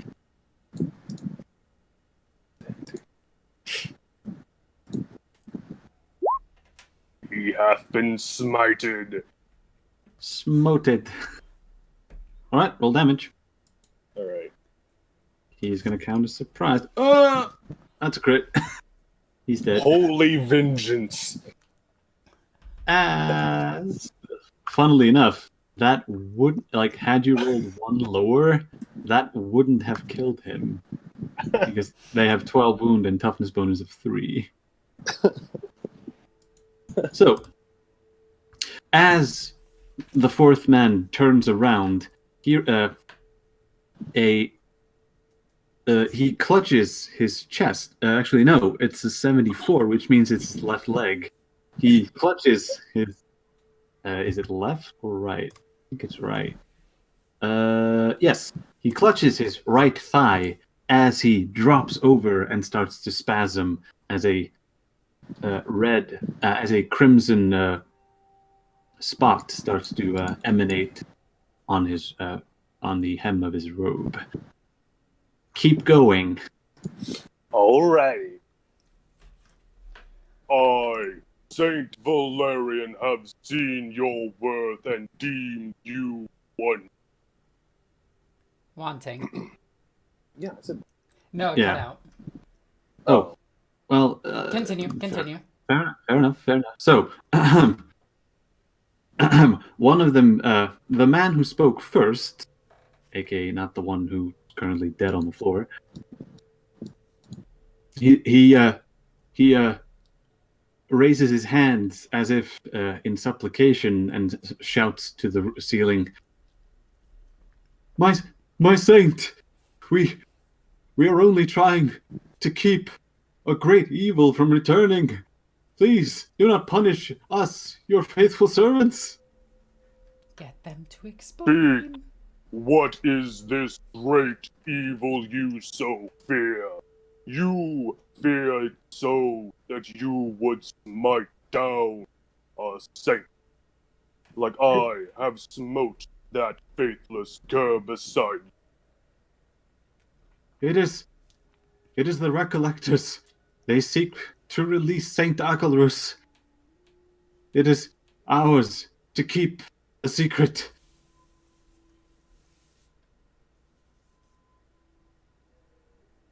How many do you number? We are many. Our numbers are through the Ministorum members of the planet. The ecclesiarchy holds true, but there is a schism. Those who believe, those faithless heretics.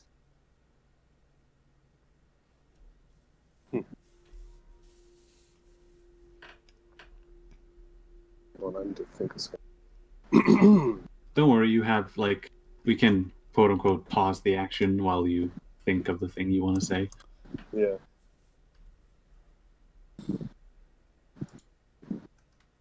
And where does this evil dwell? He dwells on Ossuar, in the Mausoleum of Remembrance. Where in the Mausoleum of Remembrance?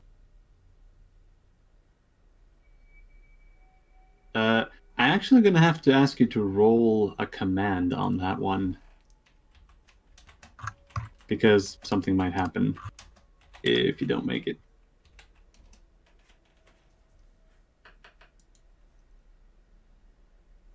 Come on, Larisian. Do not do the thing that you are prone to do.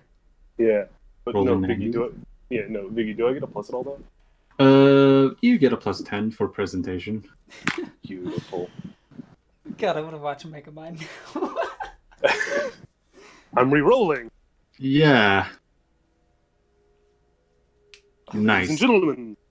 Poof. Made it, barely.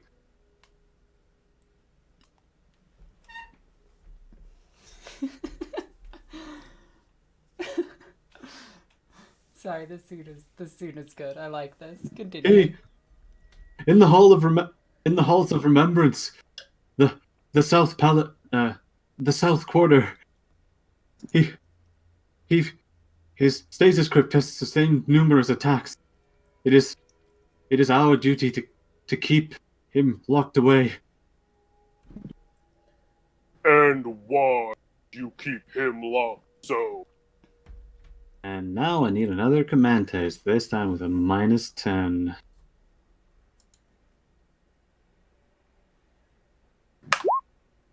We roll. Wait, I said -10, not 20? I said do it 20? Wait a minute. Oh, you got a +10 earlier. Right, okay, yeah. All On a right. fate point, just cause? Yup. Oh, man. Oh. I was about to say. Yeah, there's a Oh. slight issue there. I wish I had added points. Yeah, well, details. So, as you ask that final question, the three remaining men all lose their collective cool, so to speak, and rush out the tunnel from where they originally came as they scream on the way out, repenting, as they scream out repentance to the Emperor.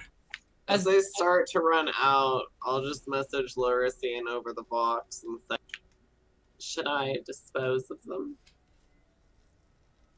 He's going to very quickly rail in the loud voice. No, you should not. Let them run. They will spread the word. This might sound silly, but am I close enough to hear Larisian in this place yet? No. Okay, Realize just how deep underground they are. fair enough.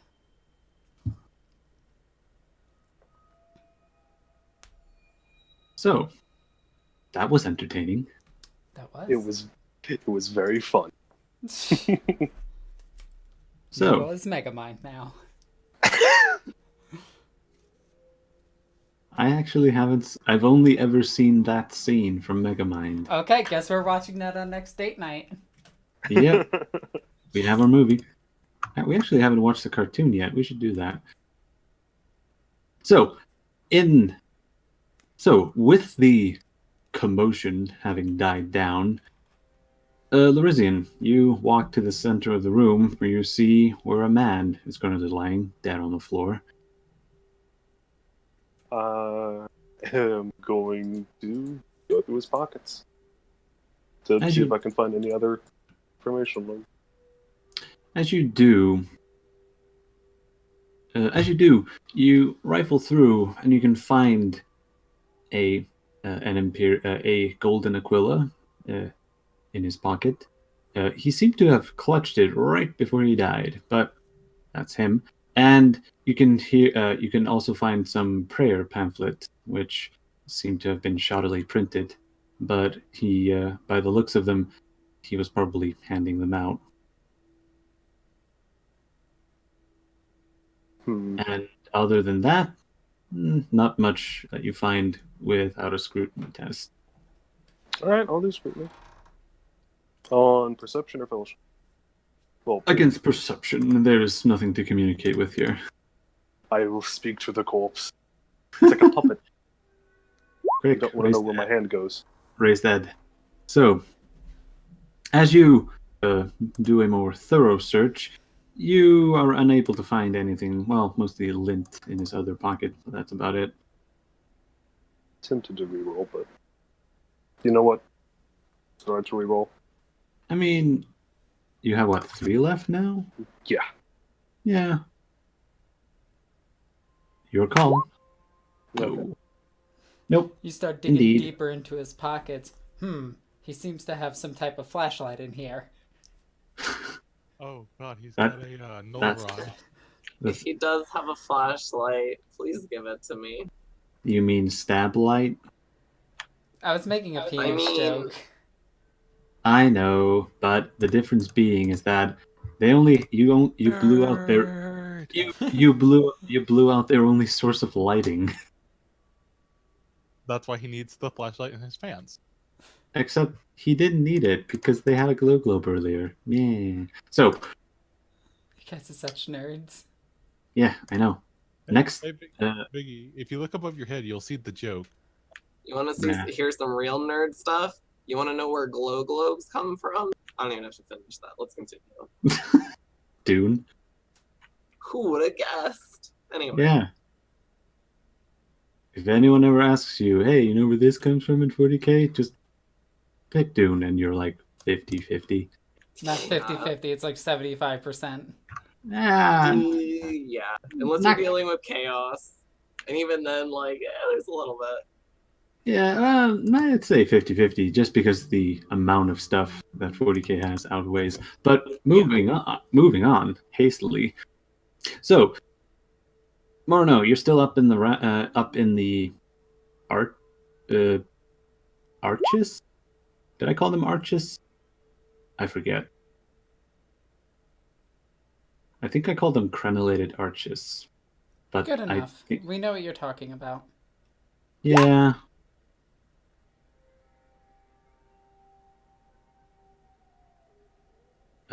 Next steps? Okay, continue. What? No, I need to know what the two of them are going to do. There's no one Oh. for me to interact with in the scene. Oh, I assume then we've got all the information, and then you got the other location. yeah, we have all of that. So, I'll drop from my hiding spot and go over to Larisian. And then I'll say, I think we've acquired everything that we needed to. We should reunite with Rosalina. Lucian's going to be holding a hand to his face as he modifies the modulator again. And he's going to be rolling his jaw a little. And he's pretty much going back to normal. Yes, I would assume so. It'd be good to report to her and then, well, go on from there. Right, we should. Well, we'll probably be told to go investigate the other location. So perhaps my Valk speed is a better idea. Once we're in range, of course. I suppose we could always communicate with the mechanical one. Tava. His name is Tava. Right. You can recollect this, right? Mostly, yes. There was a parts there where I was trying not to laugh too hard, but yes. And he's just going to be grinning, and I'm sure she couldn't see it because of the darkness. And then he'll offer his hand for her to take so they can walk out. Okay. I'll take your hand and we'll walk out. So, Alrighty. with that, Settled jealousy by Rosalina. hey-o. Oh, Mr. Stioka.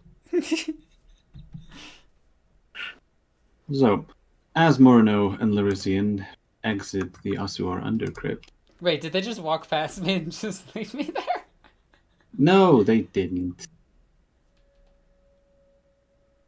I'm gonna say that they exit, as they exit the hidden space behind the statue, they can hear the click, click, click of, well, not exactly power heels, but close enough, as they lean both out a pillar from behind this, lead out from behind the statue that led them originally here.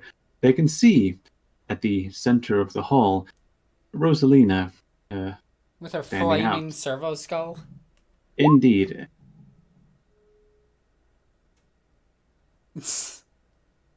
So, who wants to contact her on the locks? Listen, well, Rosalina, it would appear we've stumbled upon a group stopping attacks on a saint. Not our saint, it would seem. Another. One they wish to keep held away in his stasis vault. Stasis crypt, but yeah. Yes, in his stasis crypt. One Saint Acalrus. Why Or would they- however. I go with Akalrus, but yeah.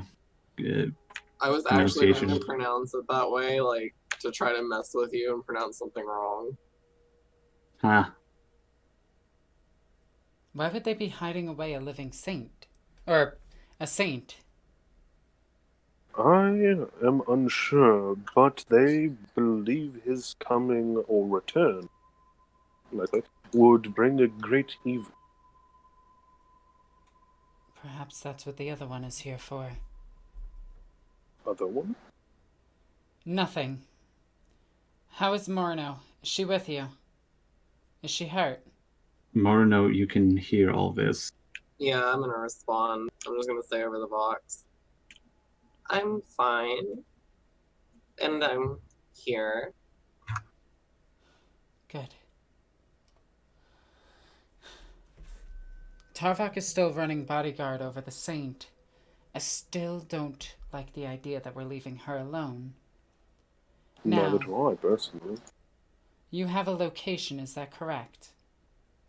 Rosalina, Yes. are you alone? And I'm gonna look around really quickly and see Riza. The only one next to me is Riza.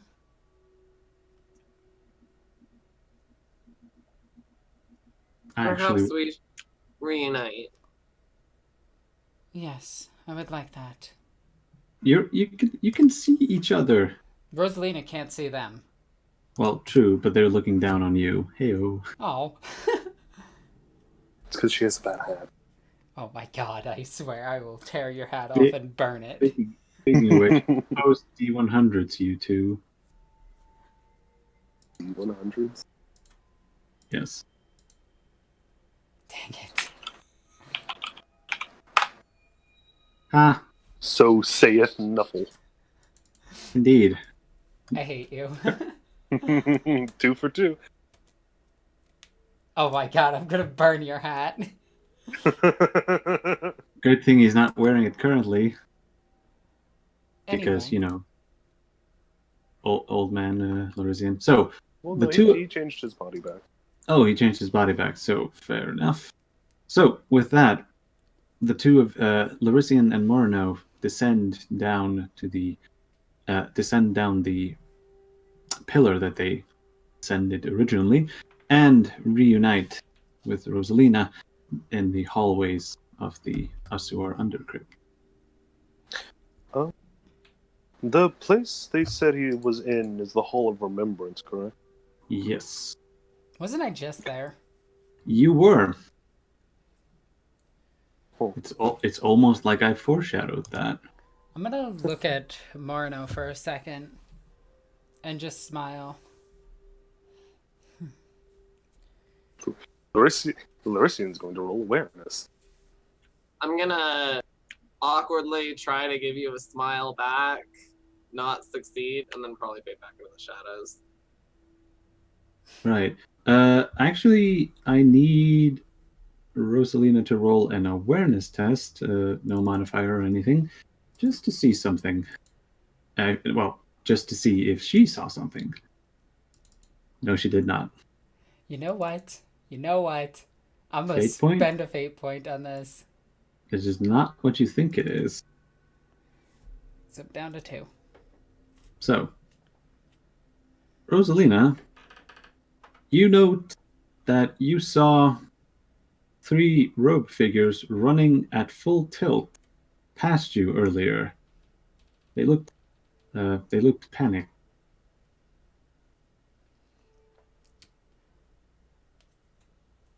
The men that ran out of here.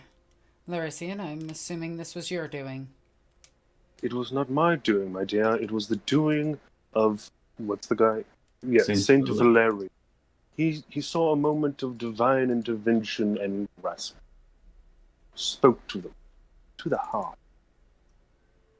And all the while he's saying it, he's just going to have the biggest grin. I'm sure there's a theologian somewhere shouting heresy for no reason. Oh yeah, this I pass. Rosalina's just gonna give you a cocky smile. Is it now? That must have been what happened. Clearly. Anyway. Oh yeah, did Larisian notice Rosalina He did. He rolled a 25 under a 30. Nice. Let's get going to this location. Marno, I don't think I need to tell you, but stay hidden. I'm just going to give a click on the box. Alrighty. Larisian's just going to look, yeah, actually up at her because she's taller. Are you sure you wouldn't want to remain hidden with her? Larisian, now is not the time or place to be thinking like that. Very well. So, with that in mind, you're going to head towards the Halls of Remembrance? Yep. Alrighty then. So, as you walk out of the under-crypt, you are back upon the surface level of Ossuar, and before you are able to make it towards the Halls of Remembrance, you are intercepted by a squad of 3 sisters. One of them pops open her helmet, on her helmet front, I should say, and says to you, Rosalina Lockwood, you are hereby requested to appear in front of Archcardinal Bavarus Consag. I'm going to look back towards Larician. Larician, Yes, ma'am. proceed to our location. He has been summoned as well. At that, he's going to have the faintest, very quickest, oh crap, expression flicker across his face. Is there accusation? No, there is confirmation. You have been named as witnesses in the discernment of spirit. Very well.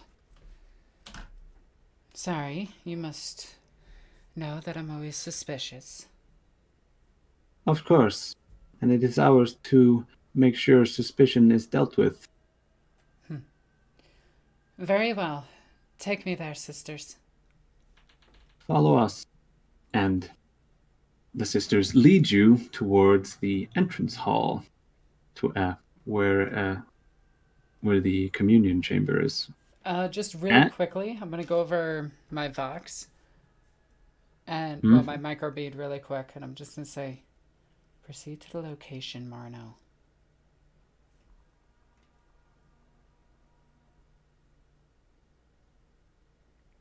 Nope.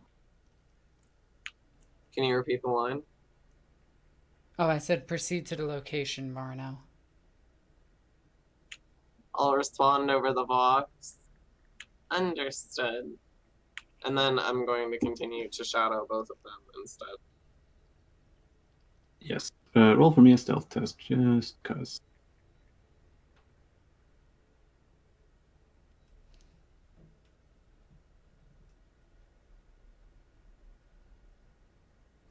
Yeah, you're probably gonna be okay. Wait, did she say she's following us? Correct. I told you that I'm going to go to that place you told me to, and then I said to Viggy that I'm going to follow you. Okay. Alrighty. So,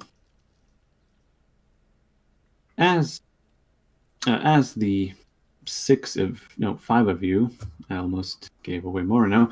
As the five of you move towards the communion hall, you can see off to the side where the great entrance, ahead to the side of the great entrance, you can see Hospitaller Albury and Tarvok playing a game of regicide on one of the basins where they've propped up a regicide table.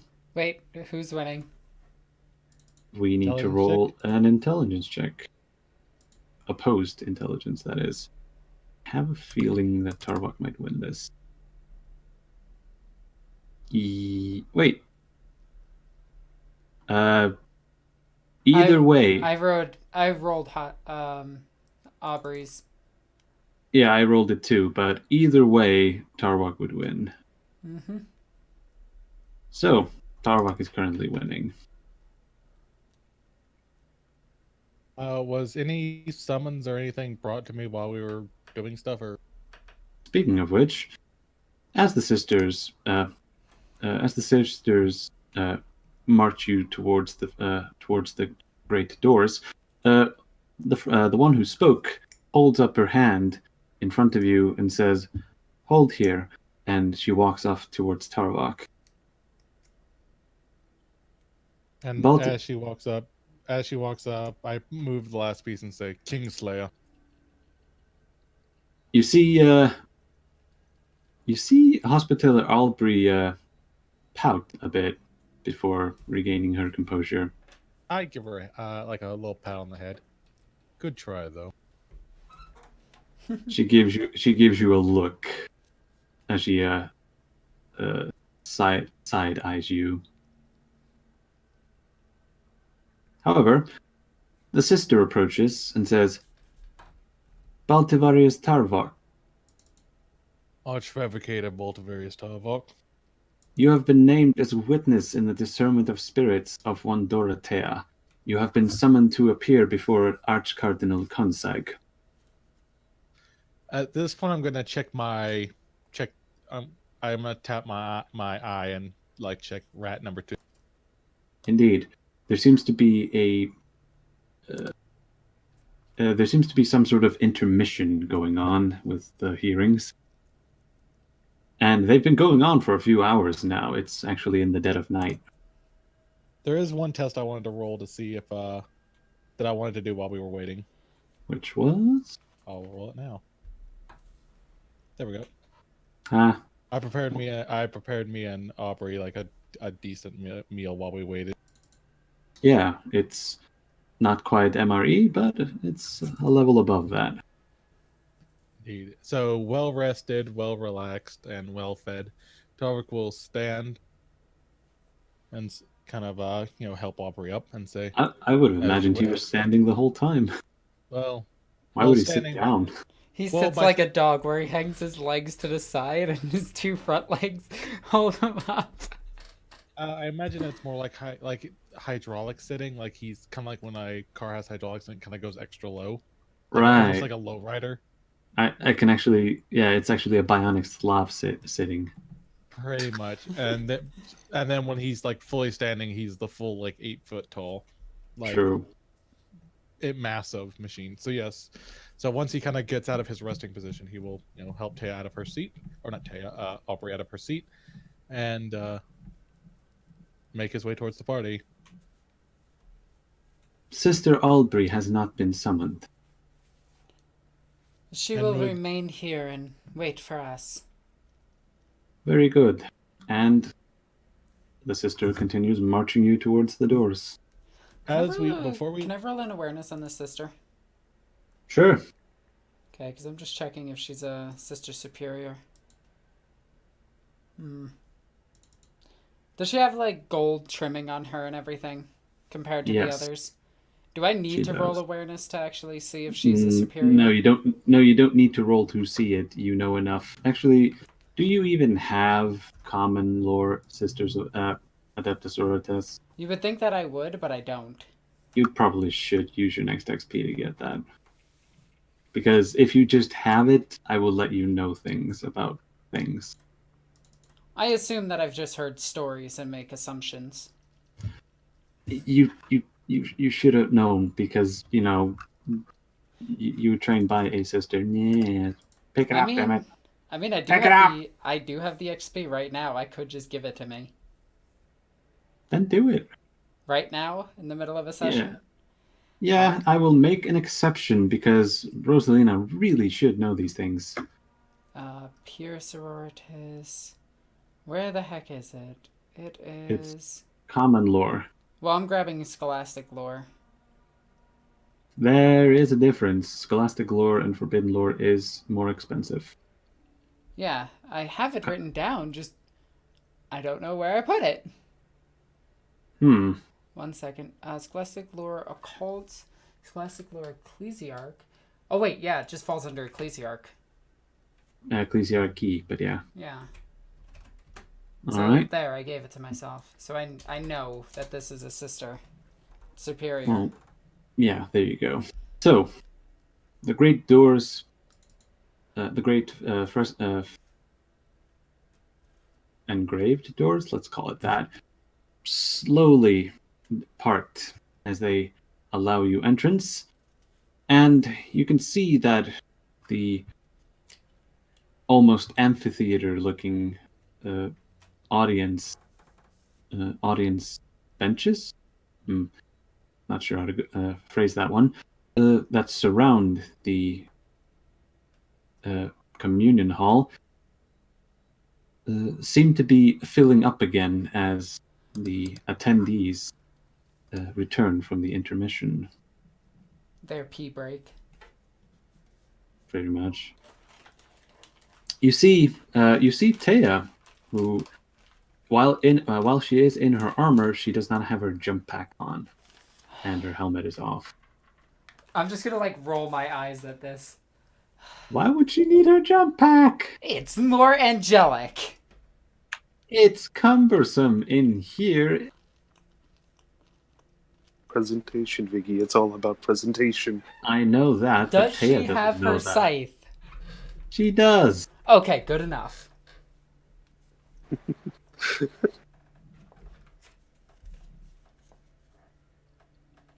So, Taya sits at a small table in the center of the room, where in front of her there is a raised platform which holds 3 seats, one the center one higher than the other two, and you can see that from behind there seems to be a grav platform that is finishing its raising of Archcardinal Consec into position. He takes his seat along. He takes his seat, the center seat, alongside with 2 other cardinals that seat themselves next to him, and as the great doors slam closed with a echoing, resounding noise, he speaks up and says, "Let this discernment of spirits recommence." Presiding Archcardinal Conseg, and as he is speaking, you can see what appears to be an autoscribe servitor at the bottom of the platform who seems to be typing all of this in at a quick rate, while a spool of paper seems to eject out of his mouth.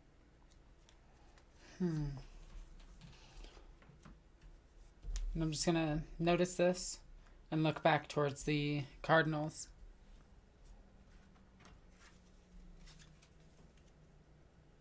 That's it. As Consig, Archcardinal Consig, finishes his declaration, he sits down and speaks into his loudhailer, saying, "This conclave calls forth Rosalina Lockwood to bear witness." Riza, sit here. And I'm just gonna tell Riza to just hover down to the seat and just watch. And I'm gonna walk up. "Please stand on the grav platform. On the grav platform before our seating." Very well. And I'll proceed over to it.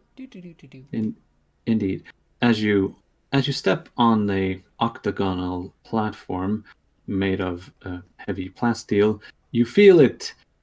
You feel a slight rumbling in it before it lifts you up off the ground, where you are now standing noticeably below the archcardinals, but you only need to raise your head slightly in order to meet their gaze.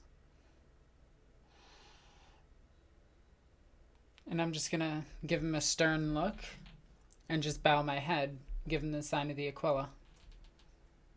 "Mamselle Lockwood, you were the individual who was the first to locate Dorothea," and he motions down towards the table where Taya is sitting. "Is this correct? Yes, and it is. And where did you happen to find her?" Can you remind me of the planet's name? "Nova Bella." While doing some research upon Nova Bella, which I cannot release to you, I came across this very unique individual. Her spirit was very powerful, and her actions, they had the Emperor's blessing. "That is for us to decide. Where on Nova Bella did you find her?" She resided in a house in the... where was it? "In a valley next to the Heavenfall Mountains." I am shocked that I actually remember this off the top of my head. She resided in a small house outside of the major towns near the Heavenfall Mountains. There, she essentially ran a hospitaller. She was a pilgrim's. It was more of a pilgrim's. It was more of a pilgrim's apothecarian. There you go. You can see one of the cardinals furiously writing down the one who is currently sitting next to the archcardinal, and the other one, a lanky man in ill-fitting robes, does no such thing. Yes, and what was it particularly that made you decide that this woman was worthy of your attention in such an intense way? Well, stating this might get me ostracized on this planet, but nonetheless, I will reveal it. And I'm going to pull my hair back and reveal that I'm a psyker. You hear a audible gasping coming from around some of the men in the chamber, even whispers of witch passing the lips of some. Can Though, I'm sorry to interrupt. oh, go ahead. Nope. Can I make an awareness? To hear this, Scan for threats? you automatically, actually, to find threats is different. Like, you automatically hear that, but roll an awareness for me. Ooh, barely made it. As you scan the room... Hey, remember? +1 degree of success. That is true. +1 because unnatural perception. Man, Elder are sneaky. So, with 2 degrees of success, forgive me, you are able to quickly scan the area, and you note that most, if not all, of the ones who were so ill in control of themselves to give any outburst, they seem to be either too cowardly or ill-equipped to actually do anything about it. And you see most of them muttering and whispering ill accusations of heresy, but no one actually voices it. Okay. Now, I am aware that you know. Let me rephrase this. In my line of work, I have to know certain things about people, certain actions.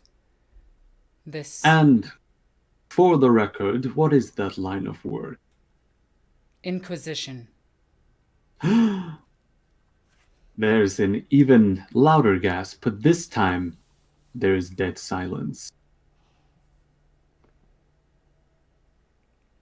The autoscribe servitor even stops, seeing how there's nothing left to write down as the silence becomes deafening.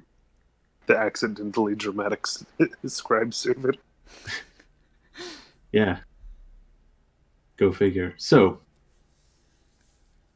Archcardinal Consyke is the first to speak up as he regains his composure and says, "With this in mind, when you retrieved Dorothea off of Novabella, what was your first course of action?" Get her protected. Get her delivered to the Sisterhood. I have a long-standing relationship with the Order of Our Martyred Lady, but they are too far away. So noted. And why did you choose Ossuar? It was close. It was safe. One of the cardinal, the thin man who hasn't been writing, not the one who was writing things down furiously, speaks up and says, "Thaur is a closer shrine world. Proximity does not seem to have accounted much." Thaur doesn't have a strong presence of sisters, now does it? No, that is true. Its military might is limited. Then you see my conundrum. I deliver her to an ill-prepared planet. She gets assassinated. The great enemy gets one step closer. I bring her here. We have a leg up on the competition, so to speak. The thin man reclines in his seat and says, "So noted," and makes a gesture towards the Archcardinal, who continues, On your journey to Ossuar, did anything happen to... actually, no. He's going to... rephrase that. Before you brought her here, did you have any doubts as to her divinity? Myself, no. I sensed her spiritual energy. It was enriching, to say the least. The chubbier man who was chubbier cardinal who was writing down on his piece on his scroll speaks up at this time and says, when you say when you say you had no doubt, you relied upon your witch sense. Have you ever felt the presence of another living saint? Unfortunately, no. I will admit to that. But I have felt the strength of the faithful. And I know how strong the spirit is. If you know of anything of the Solium, there is one living saint. Well, there was one saint that served alongside us. His name was Tobian. There are monuments dedicated to him there. I worked closely with him, but I could not protect him. The chubby cardinal speaks up, shouts something over to a man standing in the upper tiers of the audience seating, and says, "You there! Find out what shrines are on Desolium, and if any mention of this Saint Tobian. I'm sure Erudite Rector Klein can find it quickly." And the man he addressed runs off. "We will find if there is any reference to this, and make sure you are telling the truth. Now," he motions back towards Consag, who speaks up and says, on your travel aboard the Oath Unspoken, you came to Ossuar, but there was an incident Dorothea described to us. I have questions regarding this incident." The Gullah field fluctuation. Yes. "She did not describe it so, but I will take your word for that. Ask What away. happened?" Upon exiting the warp near the planet, and before getting here, the Gullah fields fluctuated. The great enemy descended upon us. Their target, their only target, was her. And I'm going to look over towards the living saint. They did not even try to fight us. They strictly went after her. And I can, if the story is true, I can see that you were successful in protecting her. No, However, I wasn't. you were not. I fell in battle. I died. And with that, I'm going to pull down my corset, my armored corset, revealing my icon of just and moving that aside and showing the big scar, like, that goes right to my heart. The great enemy did this to me. One of their talons went through me, pierced into my heart, and killed me. And how do you explain yourself standing here? Her. The last thing I remember was her crying. Her tears hit me. My wounds vanished. You were actually completely dead by that point. Yeah, but I'm saying what was told to me. Right. My wounds dissipated.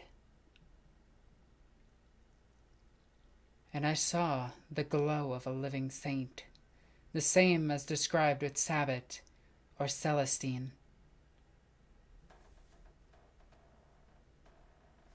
So, a miracle then. Only way to describe it, yes. I see. How did this attack end? With her doing that, the enemy, dissipated back into the warp. She protected all of us, all aboard the ship. How and the thin bishop speaks up again and says, "And how was she able to do that? As you described it, she was a peasant girl with hardly any fighting experience." She has little to none, and I do wish to train her.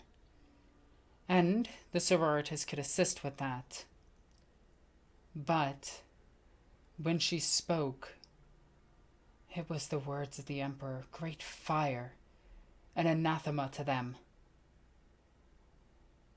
They couldn't even stand the sight of her, and they scurried, running, screaming into the warp.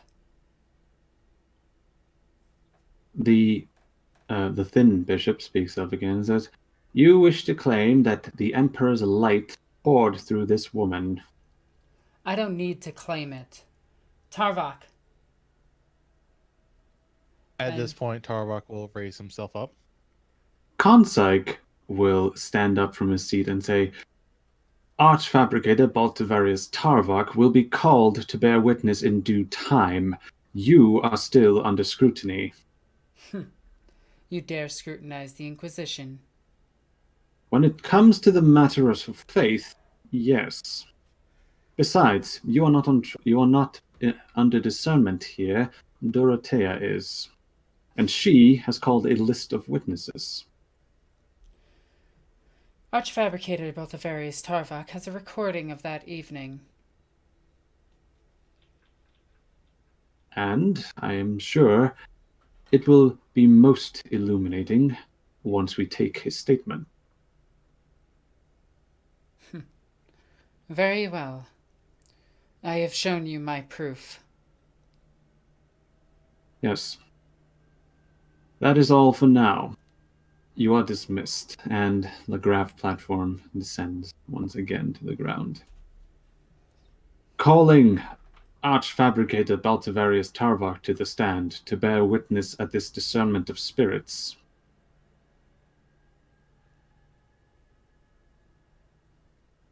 John? Big enough. Hello? Hello? I don't think the mic was being picked up. All right, sorry. At this point, Tarvok himself up. Is the platform even big enough for me? Yes. He will- You have to track your feet a bit together, but you're able to make it. Very well. And I will step upon the grab platform. Indeed, with a slight hum of technological marvel, the suspensor plates lift you up to the same height as Rosalina. Baltivarius Tarvok, Yes. what can you tell us about Nova Bella that has not already been said? Can you confirm the location that that Dorothea was found? At this point, Tarvok will say, "For this, may I be presented a screen to which I can present my evidence." The three men on the raised platform lean between each other, and one of them shouts something down about something about fetching a slate, and a few seconds later, a man comes running, huffing and puffing, holding up the hem of his robe so as to not trip, and he sends a data slate rushing up the grav lift that reaches the raised platform of the three-seated cardinals. Indeed. And with that, he will first begin a few pictures of Nova Bella to show that this was indeed the location we were in, and then proceeding to the video of him just examining the surroundings of Taya's home with her kind of outside it, talking to Rosaline. The three men, the Archcardinal has to, from time to time, swing the data slate from side to side in order to show the other cardinals. And the three of them nod, and Kanzak speaks up, saying, "This is satisfactory. Now, in regards to the supposed miracles that have been claimed twice now." Yes, of course. And with that, I will bring out and Biggie, I want you to hear this word, carefully edited video of her glowing with bright light. In other words, the one that doesn't show the actual monstrosity. Now, correct me if I'm wrong, and this is asking everyone, but I thought that pict capture of demons blurred itself. As in, I actually do not know, and I'm not going to pretend to. I'm pretty sure it does. Yeah, I'm pretty sure you can't videotape a demon because it corrupts the file or something. Well, fair enough. I didn't know that. Just saying, but you can probably edit it more Well, as to I'll edit the part where my axe is hitting it. Yeah. Just extremely pixelate the already blurry spot. Uh-huh. Add some pixelation to it. That should rub the heresy away. There we go. But going back to it, he will show the video of a claw digging into his armor, a few gunshots, and then a word look, the words "Rosalina," and then the explosion of light. Indeed. As the explosion of light comes on screen, the three cardinals avert their eyes as the light is, even on the tiny data slate, the light is blinding. And they can see, as the pictograph moves forward, that Rosalina and Alma are lying on the ground with Taya leaning over both of them. Actually, I think she's kneeling at the time. So, and I will also add on the vital reports that shows them flatlining and then being brought back. Right. And with that, he puts the slate down. Was there anything else you wish to put forth any more evidence you wish to put forth? Or... I do. Actually, no, he doesn't say or. And with that, he says, I do. Not being a peasant girl and only working with a very small amount of people per day, I have proof of her divine influence over the masses. And with that, he will play the video of us landing on the planet. The shot, the flash of light, and then everyone prostrate. Right. You mean the divine intervention that you orchestrated? Yes. When you weren't actually sure. Well, indeed. They watched this, and... But I edit out our voices of doubt. Right. Hey, that stuff is just as authentic as the rest of this fate. But anyway, so I do show how she calmed the chaos with a lowercase c. Yes. By her mere presence. Indeed. And as the three cardinals view this, the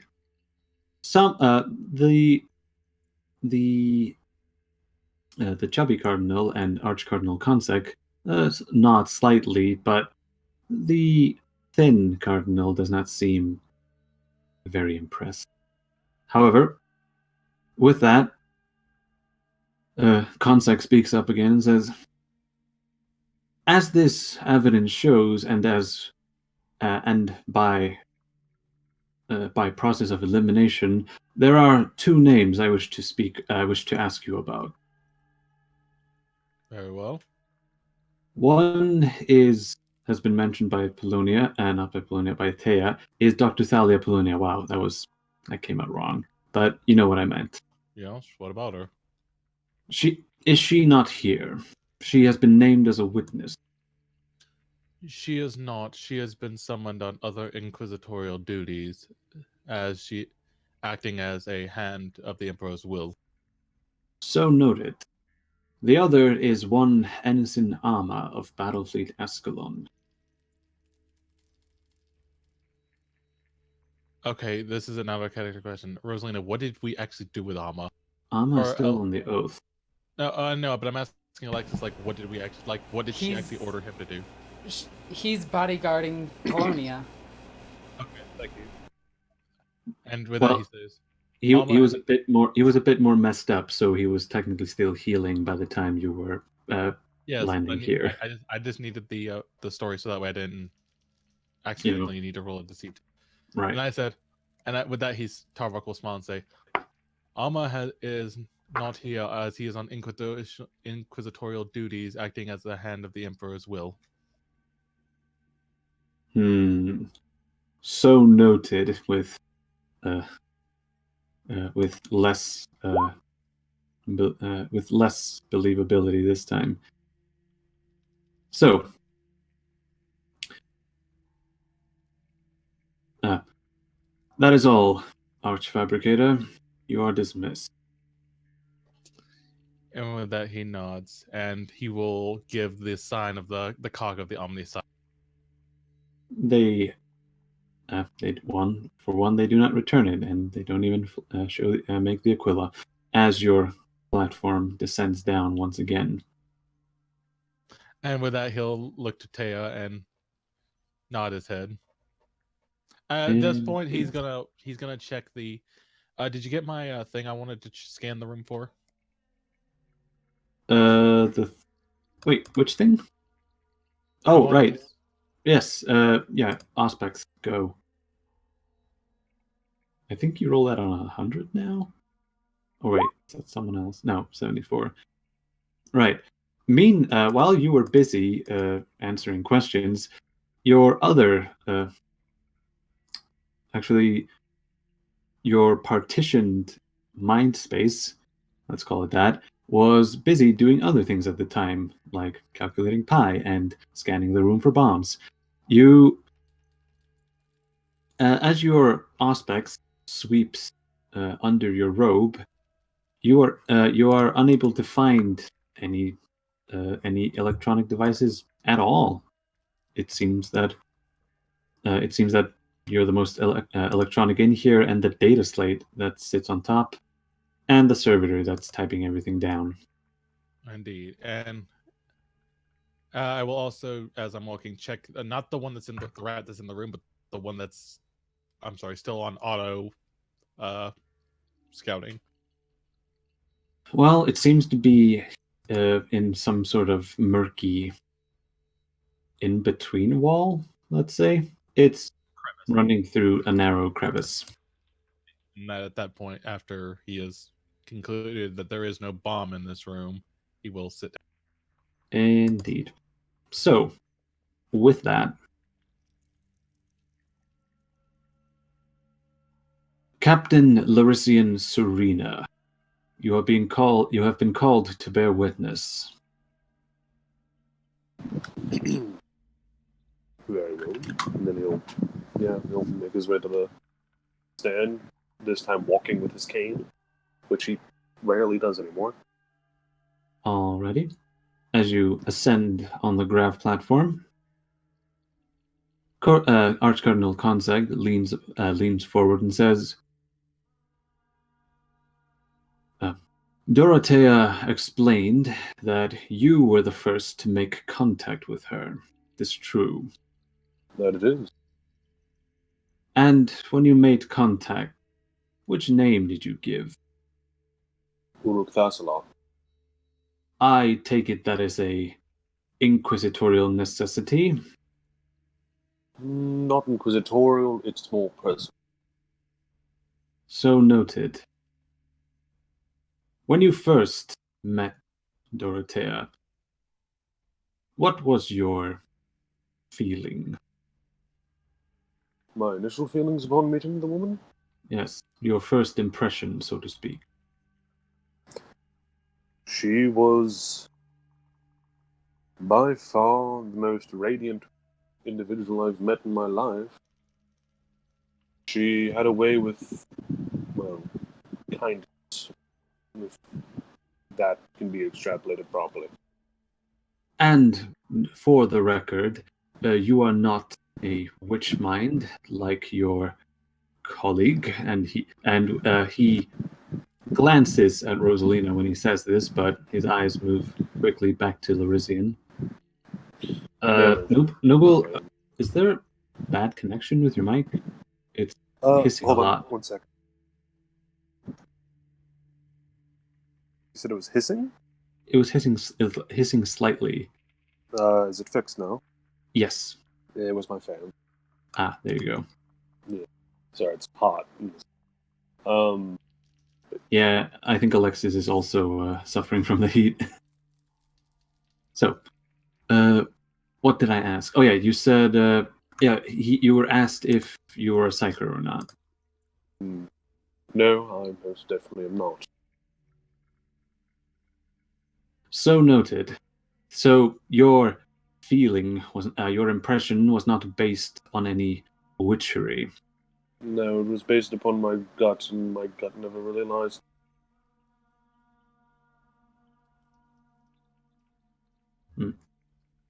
During the incident aboard the Oath Unspoken, how did it manifest? Clarify. What were the circumstances in which you realized you were under attack? Circumstances in which we realized we were under attack was I myself noted the injured had died. Or not died per se, but they had fallen silent. That does not happen. I've been aboard hundreds of ships in my life, and I've never once heard that beyond when a vessel was silent. The thin cardinal speaks up again and says, "Please be more specific. A ship losing its engines is a possibility that could not that could have that could be a consequence of something other than attack. What made you certain?" There was no sound of movement. You usually hear at least servitors or armsmen or crewmen moving about on the decks around you or the rooms. I heard nothing.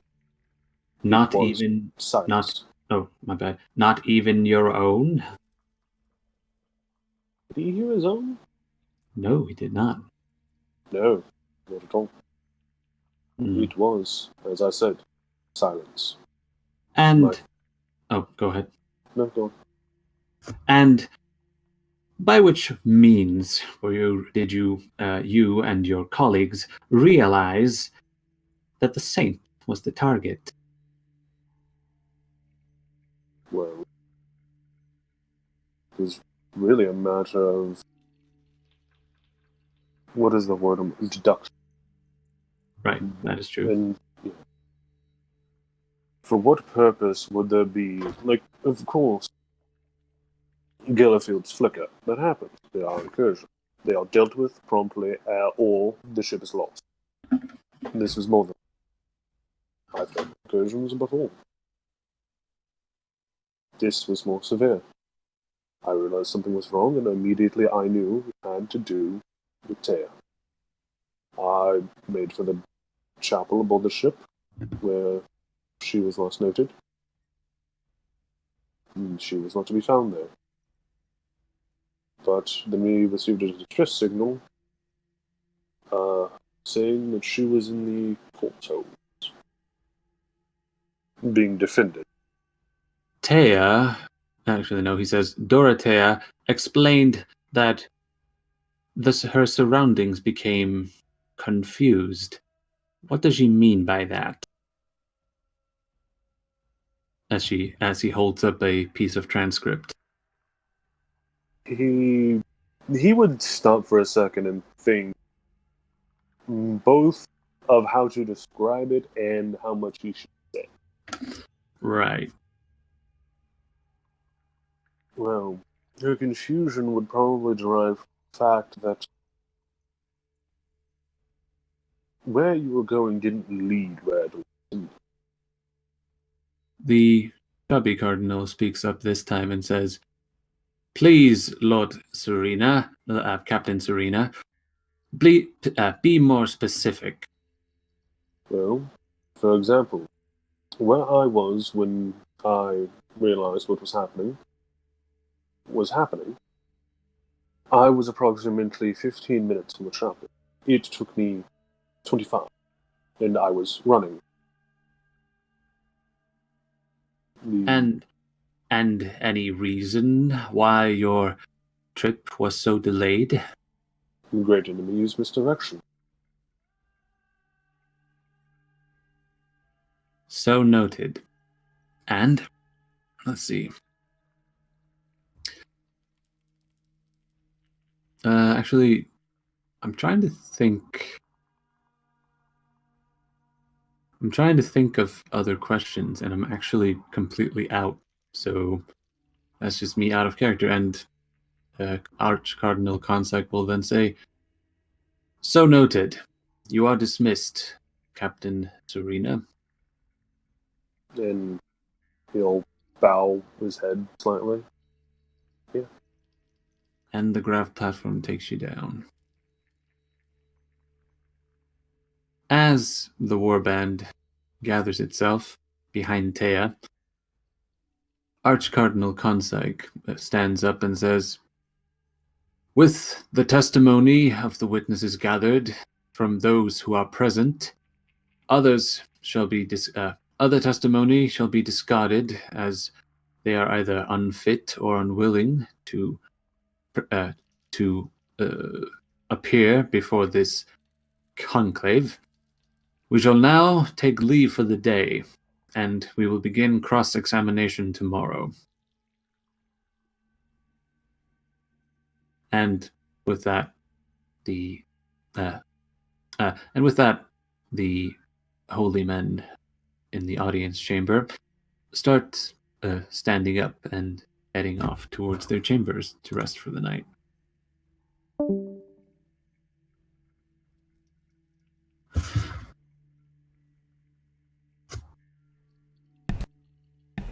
Once everyone disperses, that is when I'm going to head to the location Rosalina told me to head to. Alrighty. As this is all happening, I'm gonna go towards... Can I get to Taya? You're standing right behind her. Okay, good. I'm gonna speak up to her really quickly. Right. She stands up and grabs her helmet and scythe. Taya, Yes? are you safe? I think I am. Have they hurt you in any manner? No one has even approached. Good. The Emperor's blessing is with you. Know that. Yes, I know. You're still scared though, aren't you? This is all very terrifying. And she looks about, eyeing the tall chamber. They've asked me so many questions. I was hoping that you would be able to help me to back up my story. And I hope we did. You did, and I'm grateful for that. Although, and you see her yawning something fierce when she says, I could use some sleep. I'm still getting used to the cycle on this planet. Go rest up. They're done for the day.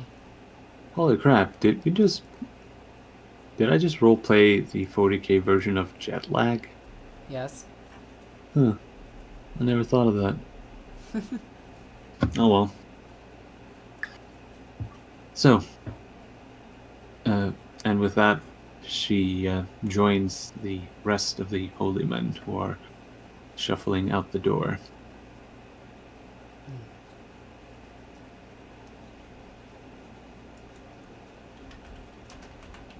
So, with Taya escorted back to her chambers, where are the rest of you going to go? As in, those who aren't Morino, by the way.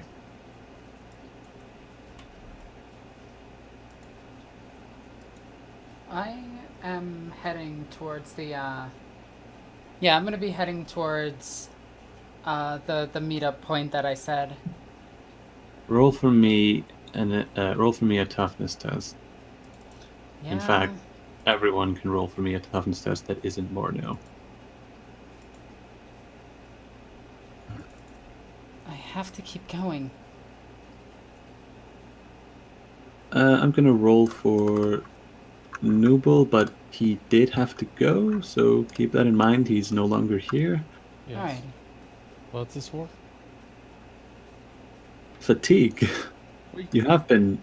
I know that Tarvok is not hit by fatigue as much, but the rest of them are. Oh, and here's, Aubrey's. Yeah, Aubrey's fine. Yeah, she's fine. She's used to the sun, the day-night cycle on this planet, so she's fine. Yeah, But I will be taking Aubrey to with me to Arch Eridor. The Arch Eridor, what's his face? The erudite director, you mean? Yes, Erudite Rectum, yes. God damn it. The devil's anus.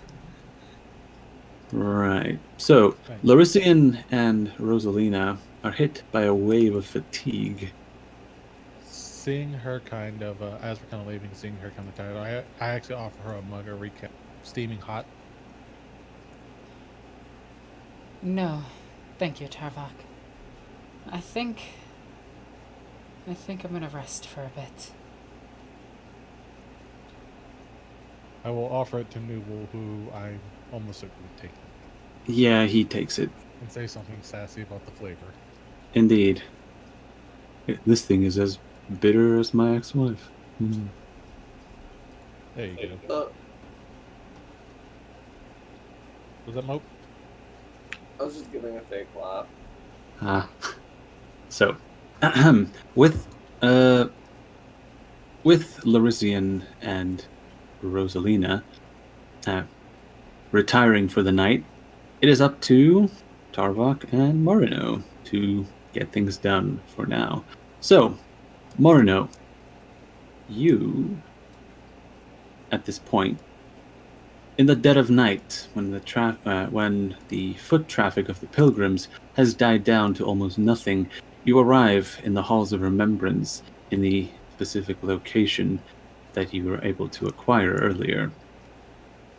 The shadows are long, and the silence is grim, but you were able to stay out of sight from the few remaining creatures that wander about, swinging their incense sensors. Yes, incense sensors about. Let's just go with that, and lighting votive candles. So, are you going to you're going to try and locate this saint, correct? Correct. Alrighty. So, roll for me an awareness test. Actually, you know what? No. I'm not going to have you... Wait, no, actually, yes. If only you were a human, then I wouldn't have you roll this. So, awareness with a plus 20. Nice. You could have failed that. So, as your Eldari eyes look about... Hey, Morino, what do your Eldar eyes see? I don't know. Why don't you tell me? I'm sorry, I was quoting Lord of the Rings, but yes. So, as you scan the room, your superior sight piercing the darkness, you do in fact locate the big stasis crypt, and the high Gothic script upon it denotes it as belonging to Saint Akelrus.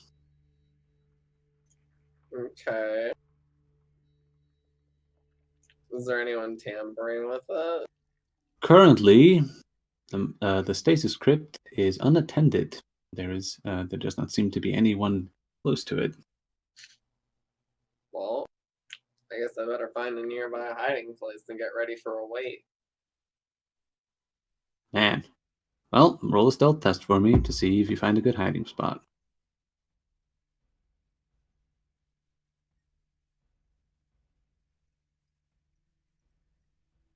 My character sheet's being finicky. Hold on. Just close it and open it again.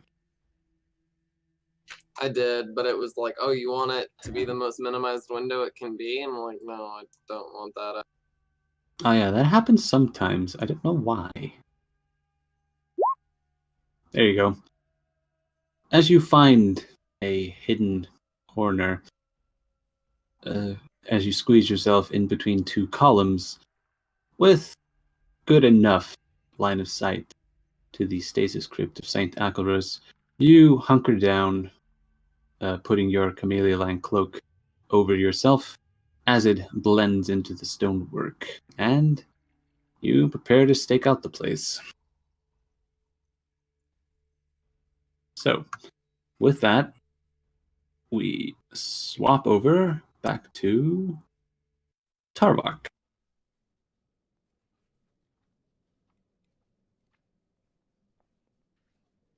As Tarvok enters the Ossuarian archives, he sees that in the middle of the night, the foot traffic, the attendees of the archives seem most of all have gone to sleep.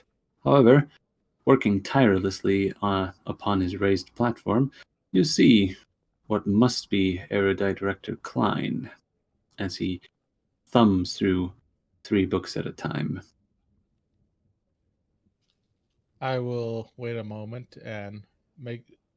What is Aubrey's reaction to this place, or has she been here? She has been here before. She looks about and marvels at the accumulated knowledge that has been packed into this place. Dude, she should see what I got on my back. Nothing compared to this. Give it time. And he will eventually. Tarvok will kind of just tap his I hand th- on the desk. I thought you had the team on your back. Hey, Not yet.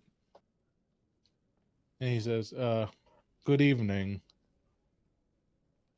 erudite Rector Klein lifts his head up in a jerky, machine-like motion, and you can see, you can actually hear the servos whirring and clicking inside of his head when he says, "I do not believe we have had the honor of meeting.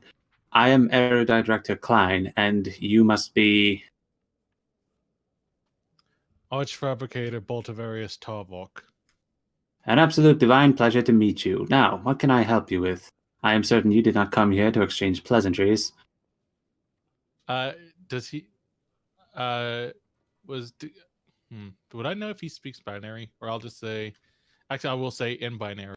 I've come in search of knowledge. "I'm sorry, could you repeat that? It seems your Vox modulator was on the fritz." Noted. I've come looking for knowledge. "Well, then you came to the right place. It just depends what kind of knowledge you seek." History. "Ah, favorite subject of mine. What could I assist you in locating from the dredges of the deep?" I will require books. I will require tomes on, and keep in mind I said tomes on, the history of conflict on this planet, if you have it, and as well as just history on this planet in general, perhaps even on the sector. I would You also might. need. He's going to interrupt you when you say that and say, "You might want to narrow that down. I could fetch," and you hear some servos clicking, 6,387 books on just that subject alone. And you must forgive me when I say I am loath to hand out so many at once." Of course. And he said, I want. I would like a first book I'd like is a book on conflicts within the past 1,000 years, written by a military specialist, preferably one who fought in said conflicts. That was written within the last 30 years. Autobiographical or no? Affirmative. Excellent. That narrows it down considerably. What else? I would also history, non-autobiographical, on the Order of the Flaming Sword, Shining Blade. Shining Blade, Yes. as written by one of the members of the con. Order Famulus it is. That is easy enough. I'll get you the Histories of the Shining Blade by Sister Alessandra. That's good. And he and finally, or I'm doing this in pairs of threes because you always get threes. Fair enough. And I would also like Silverus Binary, if you have it, as written by a member of the Machine Cult. Out of character, might I suggest you research the name you found out in which one? The saint that the conspirators mentioned. Yeah, I had something for that. I was gonna act, but here I'll show you what I was planning after I get this book. Fair enough. I was just wanted to make sure that you are actually here to, Yes, but Tarvok is a long-breathed man. Fair enough. So you hear the whirring again, and he says, "Unfortunately, we do not have any tome with such a subject.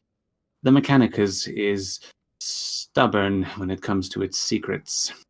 Tell me about it. Now, in that case, I will ask for a book on Saint Valea. Saint Acalorus. Sorry, too many saints. Yeah. What books do you have on the subject of Saint Acalorus? It's almost like you're on a planet full of dead saints, but hey. Yeah, I can expand. Yeah. So at this, you hear the whirs, and then they stop. And he says, "Odd." Oh. It says here, "I have none. That cannot be. I should at least have 3 volumes written in the last 300 years. How can this be?" Can you check your archives if you've ever owned such a book? Collating. And you hear the whirs once again, flickering at whirring and whirring at high speed, and then he stops. "Yes, we did. But they have all been lent out, and they have never returned." To whom, and how long ago? "That is also missing." Do you see a hint of worry move across this man's mostly metallic face, but he somehow manages it as his tone of voice seems to change. "This is highly unusual. I must say, this has not happened in the time since I took over as erudite director." How long ago was that? Collating. 120 years and 360 days. It is almost 121st year. Indeed. Terran standard, of course. Of course.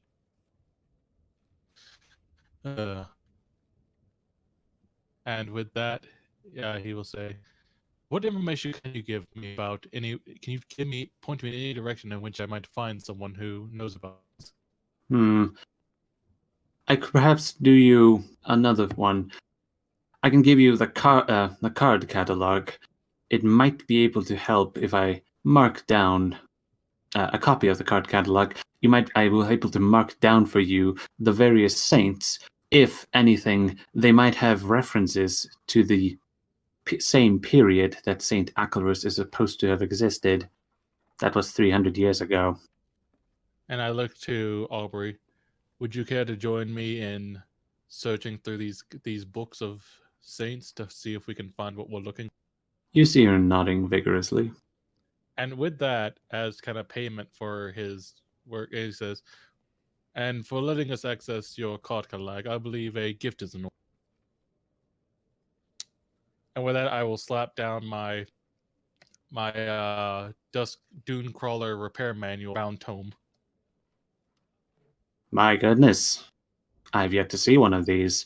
And he puts his hand hovers over it, and he looks to you and say, "May I?" It is yours. I am not in the habit of owning books. It is the archive that owns these. I am but a mere extension of it. If you wish to donate to the archive, then you're more than welcome. Of course, to the archives with it. Indeed. And with that, he heaves up the ironbound tome, and his... Does he notice the bloodstains on it from the people I bludgeoned with it? He does not seem to do that.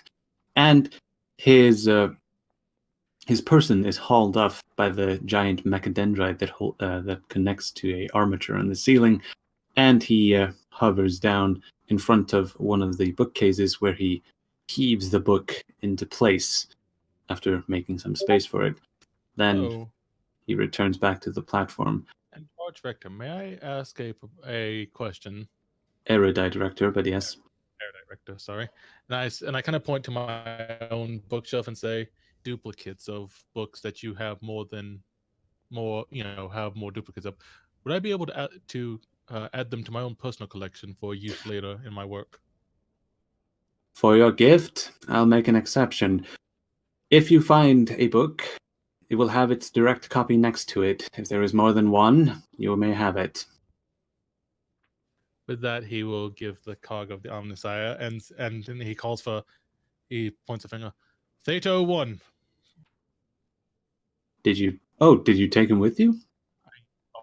He's always kind of following me, just kind of standing around. I keep forgetting that. My bad.